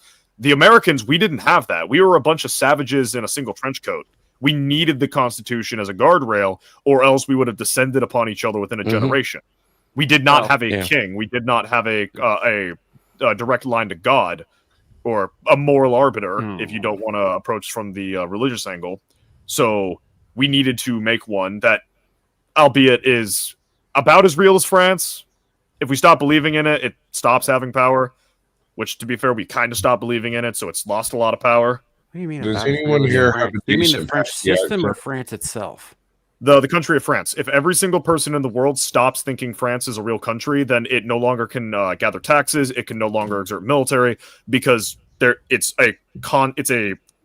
a contract by the French people that is recognized by foreign powers. Okay, I was thinking that you were thinking it doesn't exist in the same way that Australia doesn't exist, as in it's a collective figment of our imaginations. No, just like Hawaii. Those people are all just like Atlanta. No, France is a gentleman's Atlanta does not agreement. exist. France is a gentleman's agreement. A tiger is an actual fucking predator that will eat you. That's not why we call it the Lost City of Atlanta. We call it the Lost City of Atlanta because it's solid fucking blue. Yeah. Also, it's hard to find your way out of. So this one is labeled as a legal migrant stands up for the UK. Does anyone have a decent Paki accent? Because this could be hilarious. I could try, but it's probably going to be awful. Well, the guy's sing. That's what makes it good. Sing. So he's going to be a Sikh. Okay, yeah, I get it. Being a dick, dude. God. Yeah. Yeah. I've got to be careful with what I say, all right? Trying to be offensive. I mean, hold on. Does being a Sikh stop you from being of a Paki nationality? You could still do the Paki accent. No, ironically, the homeland of most Sikhs is now actually in northern Pakistan, and only a little bit of us in northern India. Thank you. Come again. Yeah. Sikhs are issue. That's different, though. Sikhs are probably the best thing that's come out of that region, honestly. Sikhs are fucking legends, man. Yeah, they seem to be very based in most cases. Although they are based as fuck. They're also typically really nice guys. Yeah, generally upstanding fellows, with a couple of one notable exception, who shall remain nameless. This individual literally changes his opinion based on the news headline he read this morning. Yeah, it was wild. Well, one of the reasons why that is, from what I've heard, now granted, I haven't actually sat down and read the Sikh religious texts, so take this with a grain of salt, but this is something I was told by someone who claimed they had, is the fact that Sikhs have a certain moral outlook on the world that is very similar to how Western Europeans of the Anglosphere do, which is why there is a level of not one-to-one shared view of the world, but it's close enough that Sikhs are able to engage in like Western society better than people who do not have. Let me put it this way: do you know who Harmeet K. Dillon is? I am an uncultured swine. Who is that? Okay, she is a lawyer, Californian, AG, has been fighting for the rights of detransitioners for a while now, and now she's working directly with I think the Department of Justice. Anyway, you remember at the RNC last year when everybody threw a shit fit about allowing a Sikh woman to give a prayer in her religion, and how all the Christians were like, "Oh my God, we can't let that pagan shit happen." Well, that was her. She's a Sikh. As far as I can tell, she's done nothing but like knit cool pillows and shit and fight for fucking justice for everybody. There's a lot of Sikh lawyers. 3 of the 4 Sikhs I know are lawyers. And the other one's a paralegal. So yeah, she seems like she's also fully American as well. Like she. Do you want me to read this? I can. I had to bring it up on my own screen because it's too fucking small on the StreamYard one. Do you want an accent? Today marks 21 years since I became a British citizen. I've lived in London for nearly 30 years, worked hard, made money, lost money, paid countless parking fines, and yes, even got arrested once for defending my wife at workplace from Pakistani thugs. In all these years, I never faced racism from white Brits, but I was attacked many times by radicals from my own community because I dared to think differently. The establishment always sided with them. I suffered, my family suffered, my business suffered, my health suffered, but still, I chose to. Jesus Christ, I can't keep doing this. Okay, dude, that's just really good. Thing. It's really good. I didn't know that was you that was doing that. Oh yeah. Okay, on to Rumble, folks. But still, I chose to stand firm because I am loyal to Britain, the country that gave me food, shelter, and a future. What these radicals are doing to me today is exactly what they are doing to Britain. They want dominance and power. This isn't just my fight anymore. It's our fight. Let's fight together. Let's protect Britain. No retreat, no surrender. One for all for one. Hell yeah, motherfucker. Fucking that last part English was flag on his turban. Shit, legend. Legend. Absolute Chad. Seriously, if he sees me doing this, I hope he doesn't take any offense to the accent because that guy kicks ass. I like you. Like he's invited to the barbecue, and I want him to wear that turban. This guy's invited to the barbecue too, just so you know. Too fucking right. Yeah. Yeah. Herman Cain's alive. I mean, I'm going to let him speak at the barbecue. Yeah. Y'all hear this? Well, we'll need some audio for this one, so. I got it, bro. D-Day's asking why I sound happy. I don't know how to do that accent on a downbeat, man. it's always, thank you, come again. Right. Fucking hell. Yeah, that takes practice. I have to come and support the event, uniting the whole country, bringing everybody together, bringing the 4 nations together. That's why I dress up and then come and support. I'll be integrated, so I have to respect the culture, the people, and then good governance. I have to come and support the event. This man not only gets a seat at the barbecue, he gets to speak. He's Caribbean, isn't he? Wait. Yeah. He gets a dream dressed like that. He strikes me as Caribbean. Just not just the way. Windrush generation. But a lot of Caribbeans kind of have that same sort of outlook of freedom and assimilation. Like every Caribbean I've known, except for Haitians, mind you, and Cubans, but every Caribbean I've known, he's to the definitely States African. I can tell you that much. Yeah, I was getting not was it? Is it Nigeria? The place where the "Why are you gay" meme comes from. Ghana? That country. Oh, Ghana. That guy is legendary. He's a god. Yeah, no, like Why are you gay? Yeah, no, that's because I am aware that I am vaguely racist, but I can kind of tell African accents apart a little bit. Like if I hear a Kenyan speak and someone from Nigeria speak, I think this guy might be from Nigeria. I'm not. He's absolutely African. I can tell. Well, yeah. Yeah. I thought he's white. You can just tell. You can tell by looking at him. Well, not necessarily by looking, but definitely by the accent. Yeah, the accents are very different. Unless you're blind, you can tell by looking. I get that. It was never mind. It was a bad joke. We're moving on. Yeah. I didn't even realize it was a joke. I didn't hear it either. Sticks and stones, Sam. Sticks and fucking stones. I wear it as armor. I got called it plenty of college. Sticks, right? You said sticks because the first time it sounded like you said dicks and stones. Stick. Listen, get that cock out that fucking cock out your mouth and start thinking, Sam. I mean, I would if you didn't keep getting them flung at you and they bounced off all the time. That's how it ended up in the mouth in the first place, right? No, I think it was a ricochet. I caught a stray. Just close your mouth. I caught a stray off the big flying. Going to fucking WNBA Stop games. trying to catch you gotta him. stop going. You gotta stop going to those damn WNBA What did I say games. earlier, Abe? Waste not, want not. This was supposed to be a memorial stream. I didn't get that memo. No, you missed that part. You missed that part. Yes, because I got called into work because someone has a tumor in their head. So, let's do the image of British Defiance, if you could, Sasquatch. And then we can move on to the others because they're mostly about Charlie. Well, we could do the police block, then maybe the picture, I've got the and police then block lined up. We can do that one. yeah, right let's do that one. Yeah, just give me a second. Yeah.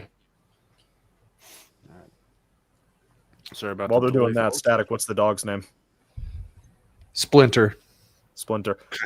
Nice. All right, go, Sam. Nice. I'm a big fan. Do we need sound for this one? You can put it on, yeah. Yeah, it's fine.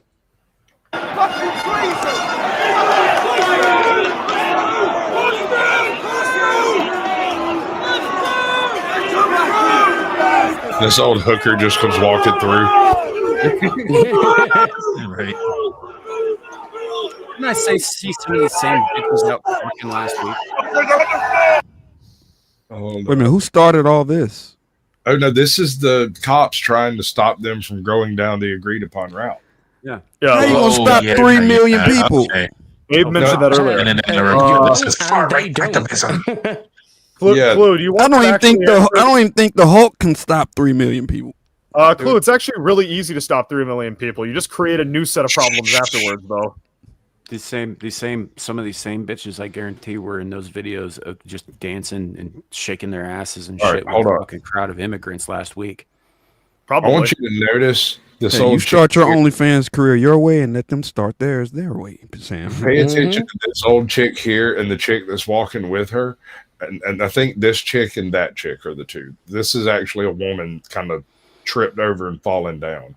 Even your cops are nice. Okay, she's sitting on the bumper of the truck right there, and she takes 1 step, 2 steps, poof, her and the hot chick walk through. Nobody's even mad. I bet the ginger one was Jerry Halliwell. Wow, you know it? Could have been a freeze frame of that body for research purposes. I mean, you know, of all the Spice Girls, right? Ginger. Right there. Right. Hell yeah. Is that a redhead? Yeah, you know I like a redhead. Yeah, that is my kryptonite right there. Redheads will get me every time. There's not enough tattoos, and I feel like an opportunity was missed. An opportunity to what? Get in the room with this chick and say the redcoats are coming? Oh, fuck, they are. Squatch is a mess. I would be a mess. That's not my daughter. These red nuts are coming. God damn. But my point is like these people are coming through and they're trying to push them back.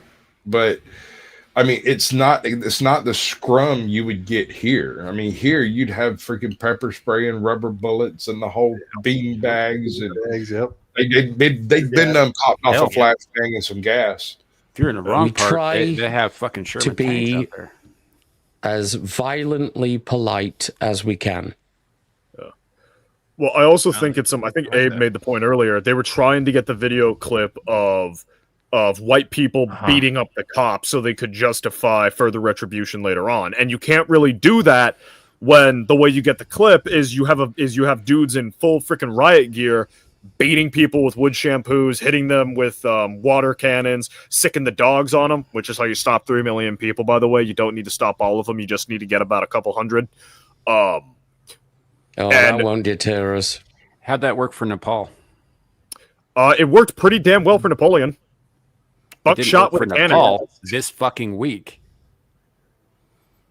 Well, that's because the Gurkhas were busy enjoying flat screen TV with Netflix. They just got a new season of Dragon Ball. Nah, man. They shot 19 fucking people. They shot into a crowd of people and it started a fire. You'll probably want the audio for some of these. Is this for Charlie? The fuck is for Charlie. This was a vigil for Charlie.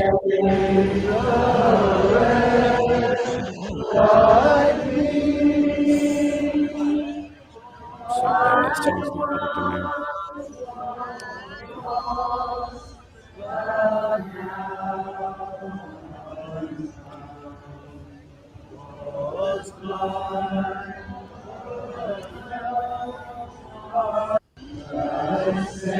Yeah, fair enough.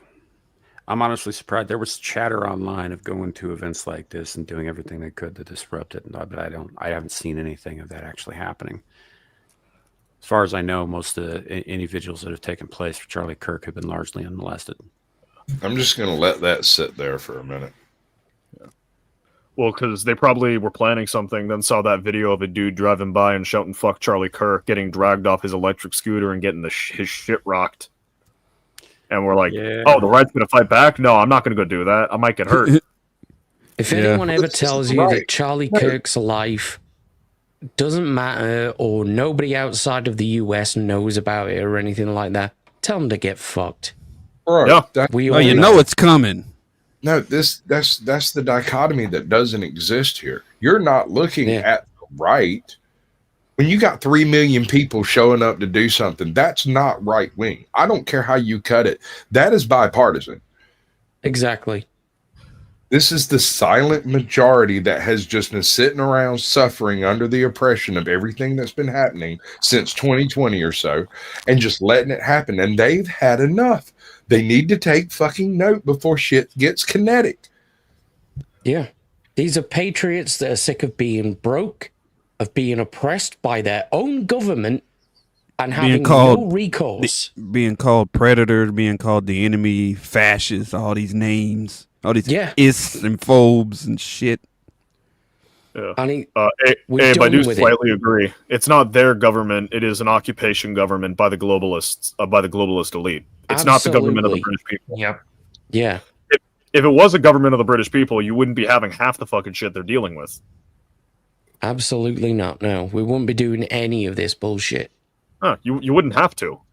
90% of the problems that you guys are facing wouldn't have happened if, hell, giving up the empire, even if they went that far, if they hadn't opened the economy up to the rest of the world, if they hadn't imported foreigners from a completely asinine culture by the millions and subsidized their existence, if they hadn't disarmed y'all, if they hadn't done all of this shit in the name of my globalism, in the name of my freedoms and my equalities, you wouldn't have to do this. You wouldn't have to act like this.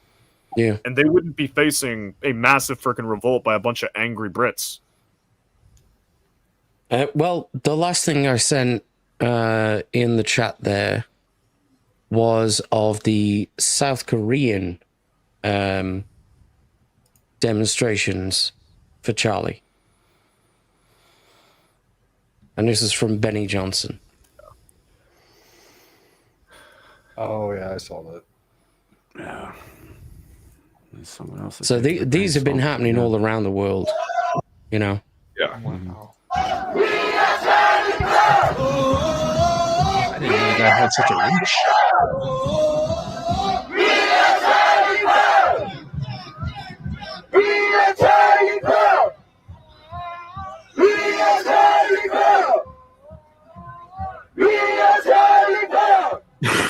I'm going to attempt to translate, folks. Saying, we love Charlie Kirk. No, Charlie Kirk. Or, well, I mean, you know, the L-stars, you understand how that goes. It's like, don't be racist. Don't be racist and say they're saying we are Charlie Kirk. Charlie. Yeah, that's racist. Charlie Kirk. Charlie Kirk. Charlie Kirk. Whoa. Not Trump. Hold on, they're allowed to violate TOS, but I'm not? You're too young. Yeah. You're too young to violate TOS. Bro, you don't even have a TOS. No kids allowed on this platform? Note to self, post a fucking video of the next time I smoke a cigar to prove I'm not a fucking child. Well, I mean, you could have stolen it. That doesn't prove anything, man. I've been smoking since I was underage. Yeah. You might have stolen that cigar from your parents. No, it was given to me. Just because you can buy one doesn't make you an adult either. Right. I actually agree with that. I think things like voting, alcohol acquisition, driving, owning a gun, all of that should be locked behind the age of 25. I agree with Static on that.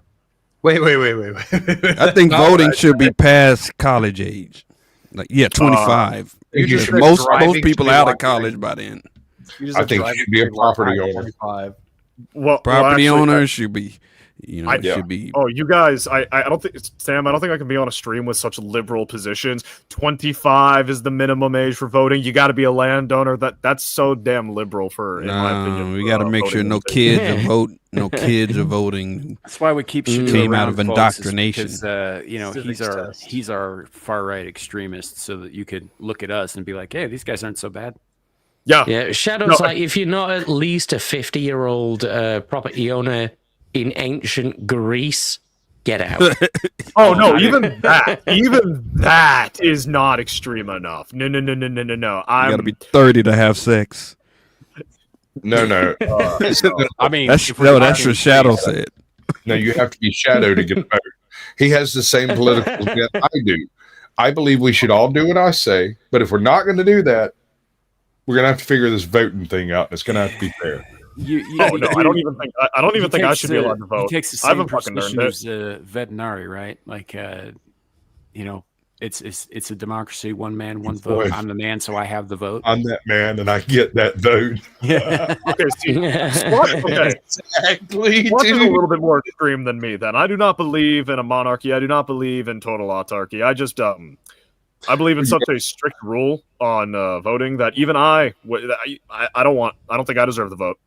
I think the only you know what? We're in agreement there. I don't think you deserve to vote either. I honestly think the only person on this fucking panel who actually none of you would. No one under the system on this panel or in this chat under the system I would want would be able to vote. Which is why you don't get to have your system. Yeah, we're not letting that happen. We have more power for that shit. Until I have an automatic weapon and you guys have to listen. I don't think you understand the reference to veterinary. The thing is that everyone votes, but the only vote that counts is the one man in charge, and the rest of the votes are used to like run machinery and stuff, to burning boilers, and they're not even counted. They're just shoveled into freaking fires because they take up too much room. Isn't that our system right now? But instead of one guy, it's a couple families. No, not at all. The same, because veterinary actually cares about his people. Yeah. The only way. He's got that noblesse oblige that died in World War I. I gotcha. That particular phrase actually comes up several times in those books. Yes. Yeah, that's. He also has the voice of authority, I suppose. The voice of I have the scorpion pit. Yeah, it's also that door in his office that goes to the pit. It gives you a choice of two doors. One goes to a pit full of scorpions and snakes. The other one goes out to where you might live. Might, yeah, maybe. If life is kind. I'm sorry, we might have gotten too deep on that one. I apologize. Everybody needs to go read this. Bottom over here. What's that link? That's a link that Ariel sent me. Okay, is it Christ, be careful. It's no, that's what I'm asking. That's why I dropped the screen entirely. Wait. The link, the X link, no, never mind about that. That was when Shadow was railing on how crazy women is, and that's just an example of crazy women. That is evil, bro. That's so fucked up.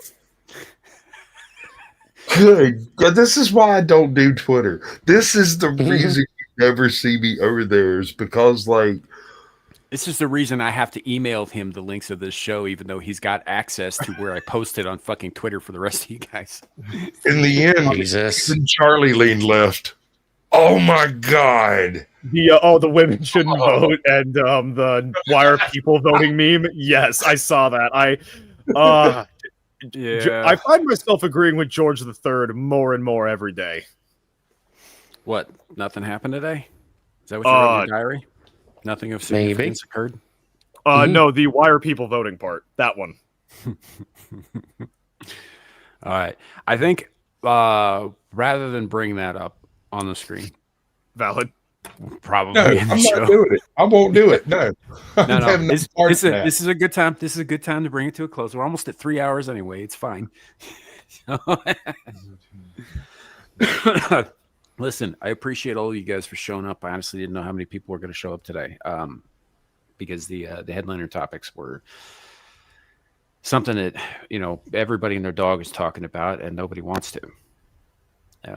Actually, I did a stream just the day before yesterday, right after it happened. Every stream on Earth had Charlie Kirk's name in it, and I did a stream specifically not about it, and I think I had 3 people show up. I had a whole bunch of people come through. Yeah, but I never had more than 6 people watching at one point. And that's even non-political ones that were talking about it. That's why I didn't put it in the. I didn't change the thumbnail. I didn't change the usual title or anything. I didn't reference him directly in the description or anything like that. Just because I don't know. I know I'm not monetized, but I'd still feel a little fucking weird doing that. It's we can talk about it, but I don't want to push it in the algorithm. Hey, come watch us talk about this. I think that's a little morbid. Yeah, but better men than some of the people I've been seeing lately, who have been small accounts about your size or smaller, who have been showing up in my feed because they're referencing Charlie. Yeah, and it's you know what you're fucking doing. Right. It feels a little ghoulish. It's ghoulish. Yeah, it's vile. So I didn't put anything out that publicly, even the public tweet that I put out, referenced somber topics, but it never said specifically what. Although I think anybody with a brain could know what. I just didn't want to, put something out there that maybe his kids see one day and are just like, whoa, look, this guy was fucking exploiting my dead father too. Yeah. So And I'll be honest, I sat down and I typed up the title with Charlie Kirk's name in it. I did the whole 9, all of the SEO bullshit, and I sat down and then I just didn't. I deleted all of it and changed it and went with something silly instead. Yeah. So what did I do it again? Tiffany's Epiphany. Welcome in, first of all. Secondly, it isn't so much that I don't want people to come and be part of the conversation. It's that I don't want to.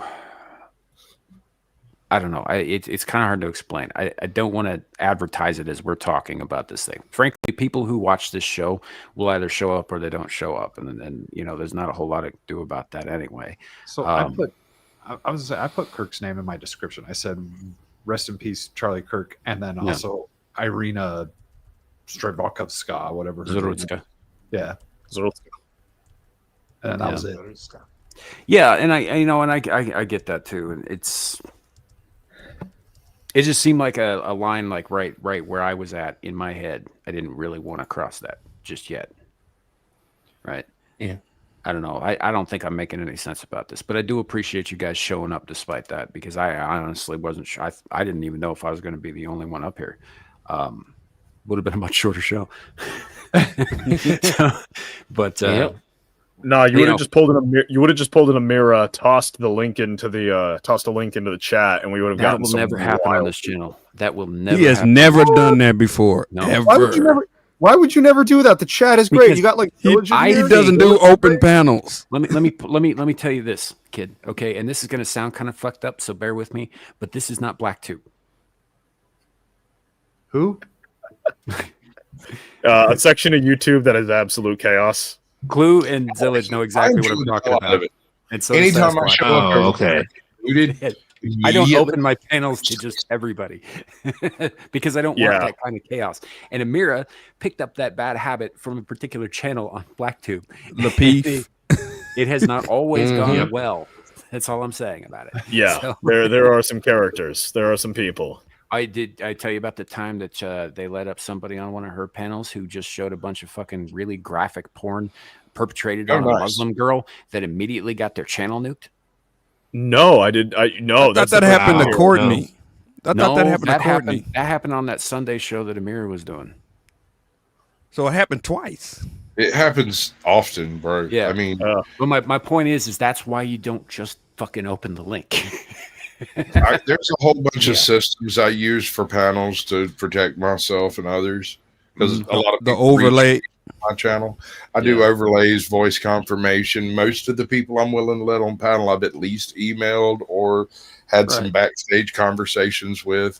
Generally, people don't come up until I've talked to them. And Amira does similar now. She forces people to show themselves to her, because like when you're backstage, whoever's got the power on that StreamYards account, they can see everybody's thumbnail and shit down there, even when nobody else can. Right. So, you know, she'll have people wave at her to prove that they're really a person and all that stuff before they bring them up. A lot of times she has me run interference on people coming in. She has learned. She does do it a little differently now, you know, but even so, yeah, I don't do open panels. Like if you're here because you were invited or because we talked about it or whatever, or because I wanted you on specifically, you know, that kind of thing. Like everybody in the group chat on Twitter is there because I want them to be there, you know, even the ones who never show up anymore.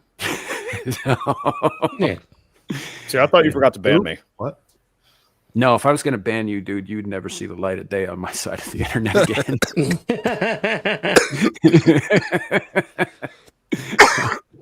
I don't ban hardly anybody. But point is I do appreciate you guys showing up. I really do. And everybody in chat, both on Sasquatch's side and on mine. You guys are awesome. Thanks for sticking with us. Sorry I wasn't more interactive. We kind of had some stuff going on, and also you guys, there were a lot of comments today. It was sort of flying a little bit. A little hard to keep up with, but you're gonna go on slow mode for the first time. Keep it up. By the way, that's awesome. But you know, it was a little hard to keep track of. So, but yeah, I appreciate all you guys. Let's go around the horn and show our shit. We'll start with the one I know doesn't have much going on besides looking for love. Shadow. That's adorable. You think I'm even bothering to do that? It's looking for you. Lol. Oh no. What? Anyone looking for me is fucking trouble. Howdy, everyone. I'm the Shadow of the Hawk. Only thing I've really got going on is you can see me on Twitter. I've not been as active the last couple of days because if you think some of the shit that these guys were saying might get TOS pissed even on Twitter, I'm a fucking depth charge. I don't want to have to make a fourth account. So I've been less active than normal. But once I'm back to regular normalness, I'll be spurging out on Twitter again. So yeah, find me over there. Same name, Shadow of Hawk 55. All right, yeah, cool. That's about it. Seriously though, kid, thanks for making it when you could. Appreciate it. I mean, thanks for holding it for as long as you guys did. Yeah. Well, it was a lot to talk about today. Speaking of, sorry I scared off Anna and Gal. It wasn't you. We'll talk later. I had nothing to do with you. So, allegedly. Shut the fuck up. I'm trying to move on to the next one. Static, what do you got coming up? What do I got coming up? Thursday pregame for sure. Everything else is up in the air. What are we doing Thursday pregame? I don't know. We laugh at weird looking people, and now we're probably going to rail on them even harder after this week. So, yeah. That's it. Yeah, that sounds fun. You know, we were doing the pub last night, and Paul brought up a couple of things. One of them was that guy who said he was like Lord of the Dragons or whatever with the fucking flock of seagulls haircut. And okay. Yeah. And I asked him point blank, did you get this from Static? Because I remember that series you did a while back. Dragon Time. Yeah. If you like weird shit, definitely check out Static's channel. But be prepared, it gets really weird. It gets really fucking weird. The point is just cringy shit, and yeah, absolutely. I have a problem, and I like to share it. Absolutely. And for those who are curious, everybody's links are their YouTube links are in the description below. You should be able to find all their channels there. On both. Abe, what do you got coming up? Well, this is actually my last stream of the week. Finally. The next thing I'll be doing is the Jack and Abe show on Tuesday at 5:30 p.m. EST. I'll also be playing Marvel Rivals a little bit before then. If anyone wants to join us, join Tommy's Discord. Then on Wednesday, we do the Hump Day Chinwag, which will be 3 p.m. EST, 8 p.m. my time. Thursday and Friday, I'll be doing more stuff with the Full Aussie guys for our Stargate reviews. And then Friday night, going through to Saturday morning, I'll be on Rockefeller Plaza's channel from 1 a.m. my time. Then back on Sam's at 4:30, back on the pub at 7, back on the Full Aussie at about 12, then back on Anime After Dark, then straight back here. So it's the usual, really. That's probably not everything, but it's everything I've got scheduled. It's plenty. Yeah. Just name the 3 channels you're not going to be on YouTube. That'd be quicker. Right? Right. It's like, I won't be here this week. Boom, boom, boom. There, done. Everywhere else, you'll see me. So, awesome. Well, he's like a disease or fungus. Yeah. I'm getting everywhere. Yeah, he's a little bit like that jock itch. It just won't go away for the whole football team. Yeah. Anyway, thanks for coming, man. Zillage, do you have anything you want to plug and whatnot before we take off? Not a lot, really. Abe has definitely got a lot more than I got going on. I will be moderating the chat in the upcoming XL Lioness channel coming up later on tonight, and that's pretty much it. All right. Well, we Good appreciate job. you being here. First time here. Hopefully not the last. Thanks for coming. And yeah, I might make a frequent. Good job. Yeah, I might come on a little bit more. All right. Yes, do that. Wait, this is the first time I've heard you fucking speak. Yes. Yes. Really? He's been on a few panels. Just not this one.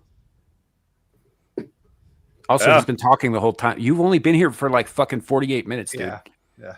Well, I think I noticed him talking earlier, and it just didn't freaking hit that. Holy shit! I'm hearing Zillage speak for the first time. Yeah. Yeah, he's been part of the conversation since the beginning, but 3 hours ago. Damn. Caucasian Sasquatch. What? Regale us with tales of your upcoming adventures. Tomorrow night, Succinctly. 8 p.m. Eastern, we have the Blast Radius, and I'm sure Captain Curmudgeon is going to be on a fucking rare damn rant with this one, because he was a big fan of Charlie Kirk, and he's very, very angry. And when you get an angry Californian that's not left wing, that's part of that silent majority I've been speaking about. You know, there's other people over there. Anyway, I think that'll be worth tuning into. It ought to inspire a good level of hate.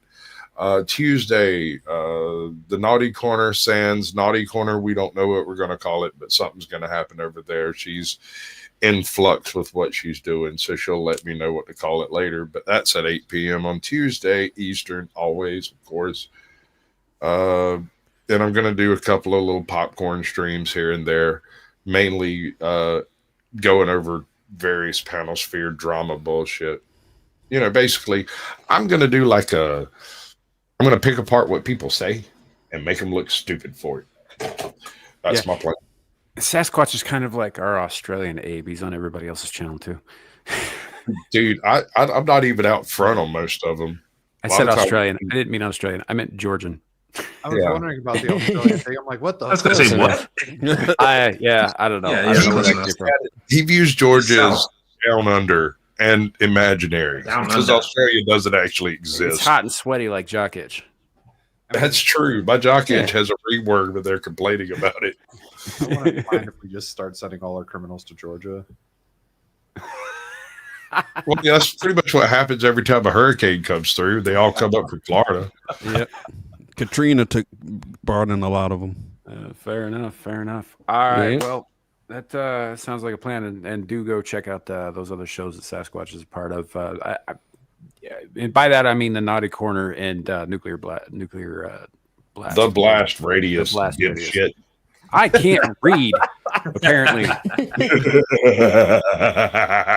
I can't read unless it's by Seek. Yeah, unless I'm affecting a voice or some shit like that. Anyway, thank you very much. Clue, what do you got coming up? Where can people find you? On my channel at Clue Channel, and also on Twix. I haven't decided the new direction I'm going to go with my channel, so I'm going to be panel hopping from here. Probably Devil Made Me Do It, Truism, the Storm Crows, stuff like that. Oh, fair enough. So slumming it, yeah. So I can stay relevant. Yeah, that brings us to me. I'm gonna keep it real simple. Mellow Mondays on Monday. We got Amira later tonight over on Exiled Lioness 2. I'll probably be over there. And otherwise, until Abyssal Musings next week, the next thing you're going to be able to see me on is me getting my shit kicked in by a bunch of oversized Chinese bird women on the game stream. So, hang out for that. Otherwise, well, I'm aroused. Right? I mean, dude, the last one curb stomped me like I was the opening of American History X. It was fun. Yeah, I finished twice on that one. So, anyway, thank y'all for coming. Sincerely, appreciate all of y'all. We'll see y'all next time. And remember, it could always be worse. It could be raining flaming cobras. Not everybody.